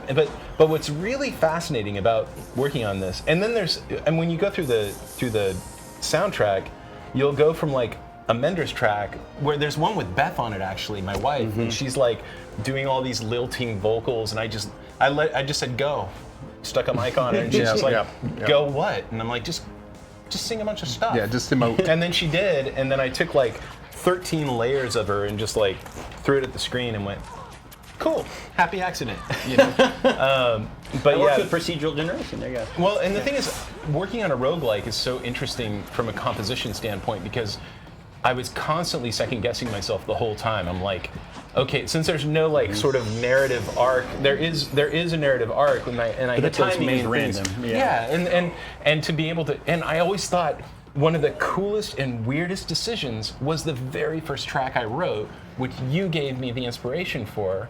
From, I believe it's a New Order song? Yeah. Graveyard of the Ancients was the one? Yes. And I'm like, here's this thing, we're walking around with a bat, and we got all these mutants, and it's radiated, and we're gonna play this really happy song. Bubbly track. Yeah, it's really bubbly. I'm like, that's never gonna, it totally works. I remember I just, don't sue me anyone, but I just stole their track and put it in the game, the early prototype I made, where it was just like, early pipe map, wandering around with some dead things and some mutant sculptures, and we hit that song, and it was like strange how that contrast worked. Yeah, and I use that as a real learning experience to like look for those kind of strange dichotomies and really kind of lean into it. And And as we go through the levels, of course, the first level is a bit more diegetic. It's almost like the person like put a tape in their, Walkman and is walking around and just listening to tunes, and it's adaptive and stuff. But as you get to each world, the music becomes a bit more strident and a bit more attached to the overall location and environment, rather than being, sounding like it's just sort of a, hey, there's some music playing, cool. It's a bit more interactive. That was one of my favorite things about this whole project, where you kind of set us on the context, Lee, early when you did the mock-up with Stop the World, I'll Melt With You. Like that whole like apocalyptic but super positive like juxtaposition was like really, really informative. And like, I mean, it went into the sound design, went into all kinds of stuff. I was talking, it's a weird choice in some ways, but I was talking with a friend of mine about it, and they were saying, and this is kind of maybe what I was thinking at the time, but they were like, a lot of apocalypse games is about, everything's screwed, it's hopeless, we're just going to adapt and start fighting with each other for, the last turkey leg or whatever. And there's a certain, I always start to describe it as like a certain level of punk rock by saying, screw it, like this has happened, I'm not going to give into it. There's still going to be a heartbeat, which is like that music up there. I'm still going to be like, on some level this is still an adventure, and somehow I'm going to try and make this work. I'm not giving up hope. And it's not necessarily expressed with such flowery descriptions, but I think that optimism being juxtaposed with that stuff kind of speaks to that a little bit. Yep. Absolutely. The other thing I really wanted to shout out is like I want to give a shout out to Paul Rourke and Steve Green for doing amazing. Angry Parrots are on the screen right now. There they are. But like they did great work on this, but also the voice work. Yes. The voice actors, Jerrion Monroe, Gavin Hammond, Aaron Yvette, Caitlin Diaz. The work that was done by Melina and Chris Brown, like there's not much dialogue characters in this game, but they add so much, it's ridiculous. Like there's just the game completely changed when that got integrated. Yeah, huge really characters. Amazing. Yeah, I one bug I want to mention real quickly that we left in the game because it was so funny as it relates to this is that the elder, who's the guy who announces most of the dialogue, there's two narrators. There's the young female voice, and then there's the elder, and the elder's like barking game events. Well, he can often interrupt himself, and that's a very fixable bug. But what it meant is all the times he'd accidentally string together these really funny phrases. That's so funny. And so we left it in because, and we actually have a whole Slack channel where we're just tracking the funniest ones where, he might normally say baby needs a new pair of shoes, but, or like a floppy is like a key, but at one point he said baby needs a new floppy. Yeah. Or like, floppy hard, or like there's all sorts of funny Floppy combinations. Jabroni is my favorite. Floppy Jabroni. He said floppy jabroni. So those are really funny, and that just speaks to the random nature and how there's a charm in slightly odd things. Yeah. Totally. Well, we're getting towards the end of this All stream right. now, but I just wanted to ask you a couple of questions, Cam. How do you come up with the sound effects? Do you record your own Foley? Yeah, it's a mix. I'll either record my own Foley or I'll pull from a library. I've actually pulled from recordings that I've done from other games like long time ago that I never used. It just depends on mostly like what's needed and how much time I have. But we try, actually on this one we actually did a lot of in-house recording, so it was actually pretty homemade, not much library stuff going on. Except for pissed off parrots. Well, like all the voices are like handmade, like no library stuff at all. It's just like stuff that I did, which is fun. Is like super fun. You record all the full. Wow, Kevin pulled that boss fight off with not a lot of help. Well done. One more little question for you, Lee, which was lots of people wanted to know about any mutations that you didn't get to put in the game that you really liked. Oh man, there are so many disturbing mutations that we did have to pull back on. I think I mentioned that there are some hidden ones in the game. I won't say any more. So we did get a few of them in. Oh yeah. But cool. yeah, we saw earlier in the concept segment we showed the six-holer as Derek referred to it, which was the sort of six-armed person. I really wanted to have some where you would just completely like elongate your torso and change that. presents a lot of gameplay challenges because of like where your combat is and getting away the camera. So they weren't super practical, but we did have some fun drawings. I think those would have been great. So it'd be nice to figure that out. Yeah, I liked the earlier version of Windbag, where instead of being on top of your head, it was your neck. So your head was like on an accordion as you walked around, and it was like, again, not the best for the game from a gameplay standpoint. So we changed it, but just from a thematic and visual, it was really fantastic. You just were like, what the hell happened to me? Like, why is my character's head at the end of an accordion? Yeah, so that's good. Well, thank you, Lee. Thank you, guys. I think there's just one more. Only one more thing to go. To get done here. One thing. What do we have here? Jared, I don't know what this is, but I see that box and I know what this is about. All right, Lee. Nice knowing you. I think the team just wanted to say thank you for leading a great project and for being a good art director. Just be really careful. I will start off by saying this thank you. This is very nice. This has got hazard striping on it. And I hate hazard striping in game. It's used in so many games. I hate it, and I always tease Jared. Nailed it. Just so you know, Jared put hazard striping on the underwear textures of the townspeople that you can't even see in the game. But I saw them in Unreal, and it bothered me. All right. Should I not with my face? Wow. Should I aim it away? Totally. I mean, it's like you'd handle anything dangerous. Wrestle it to the ground and propose? Right. Oh, no, sorry. That's a terrible thing to say. All right. Oh, what? Wow, look at that. I know how much you love to hear about gosh. 3D printing. Yeah. It's a 3D printed character with a base, and it looks like some glue to snort later. Yeah. That's awesome. Wow. Whoa. Look at that. That's amazing. Did you print this out yourself? Yes. Wow. Yeah. Thank you. Nick and I worked together to get the base. Nick Maxim, who's not here, sculpted the base, right? And Jared sculpted the character. I think the team signed it too. Yeah, They the signed whole the team on the bottom. Most of the team, we got some more signatures here. That's a rude thing to say. No. Wow, that's really awesome. Thank you guys so much. So it turns out it's more of actually a homework assignment, and we're asking you to paint it, and then we'll give you some like art direction and feedback based on your work. Just really helpful stuff. So here, let me tell you how to be an art director. Yeah. Easy. So first is the rule of the shit sandwich. Say something nice, the real feedback, and then something nice. Like, I like the way you approach that. Why is this so ugly? Maybe next time you could do a better job. No. So there's that, shit sandwich, and then the other thing is just ask them what they think. Yeah. Oh, that's interesting. What do you think? That's all there is. Everything else is made up. Awesome. Thank you. Awesome. Thank you. How crazy that is. It's great. It's so cool. I will paint it with all my free time. I'd like to thank the Academy. I'd like to thank the Academy. Man, he's so cute. Well, cool. Well, is the stream come to an end? It is indeed. Oh my gosh, Kevin's in World 3. Oh my Of course god. he I is. don't know how I survived that boss fight. I'm not gonna lie. I have so steady, which makes this so perilous. This level is suicide. I just Great music. thanks. The laser beam armed dudes that roll up on you. And The they just- Guardians. Yeah, man. Yeah. Yes. Those I hate them so much. Sorry, robots are easier to hate. Thanks for being on the stream, everyone. RAD is out now, right? How many platforms is it on, Lee? It is out on PC, Steam, Xbox One, PlayStation 4, and Switch. There you go. Go and buy it, folks. We're relying on you. Thanks for watching. Thank you. Bye.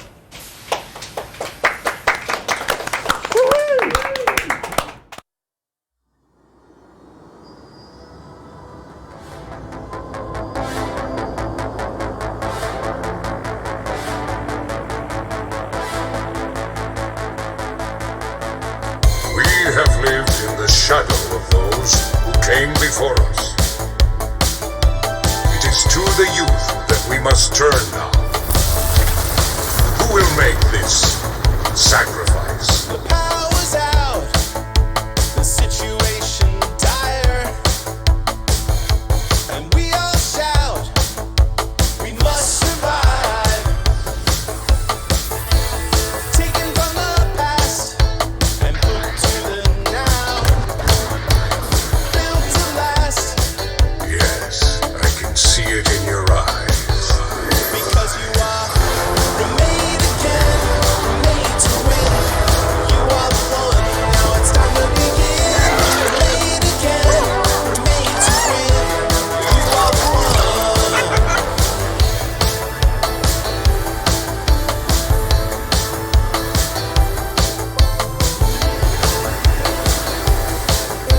must be remade. You're not the same when folks just look away. The future can claim. Growing remains. Remade again, remade to win. You are the one, now it's time to begin. Remade again, remade to win. You are the one, now it's time to begin. Remade again, remade to win.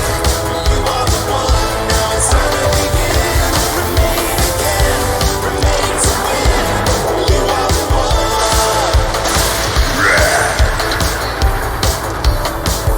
Who will make this sacrifice? Yes, I can see it in your eyes.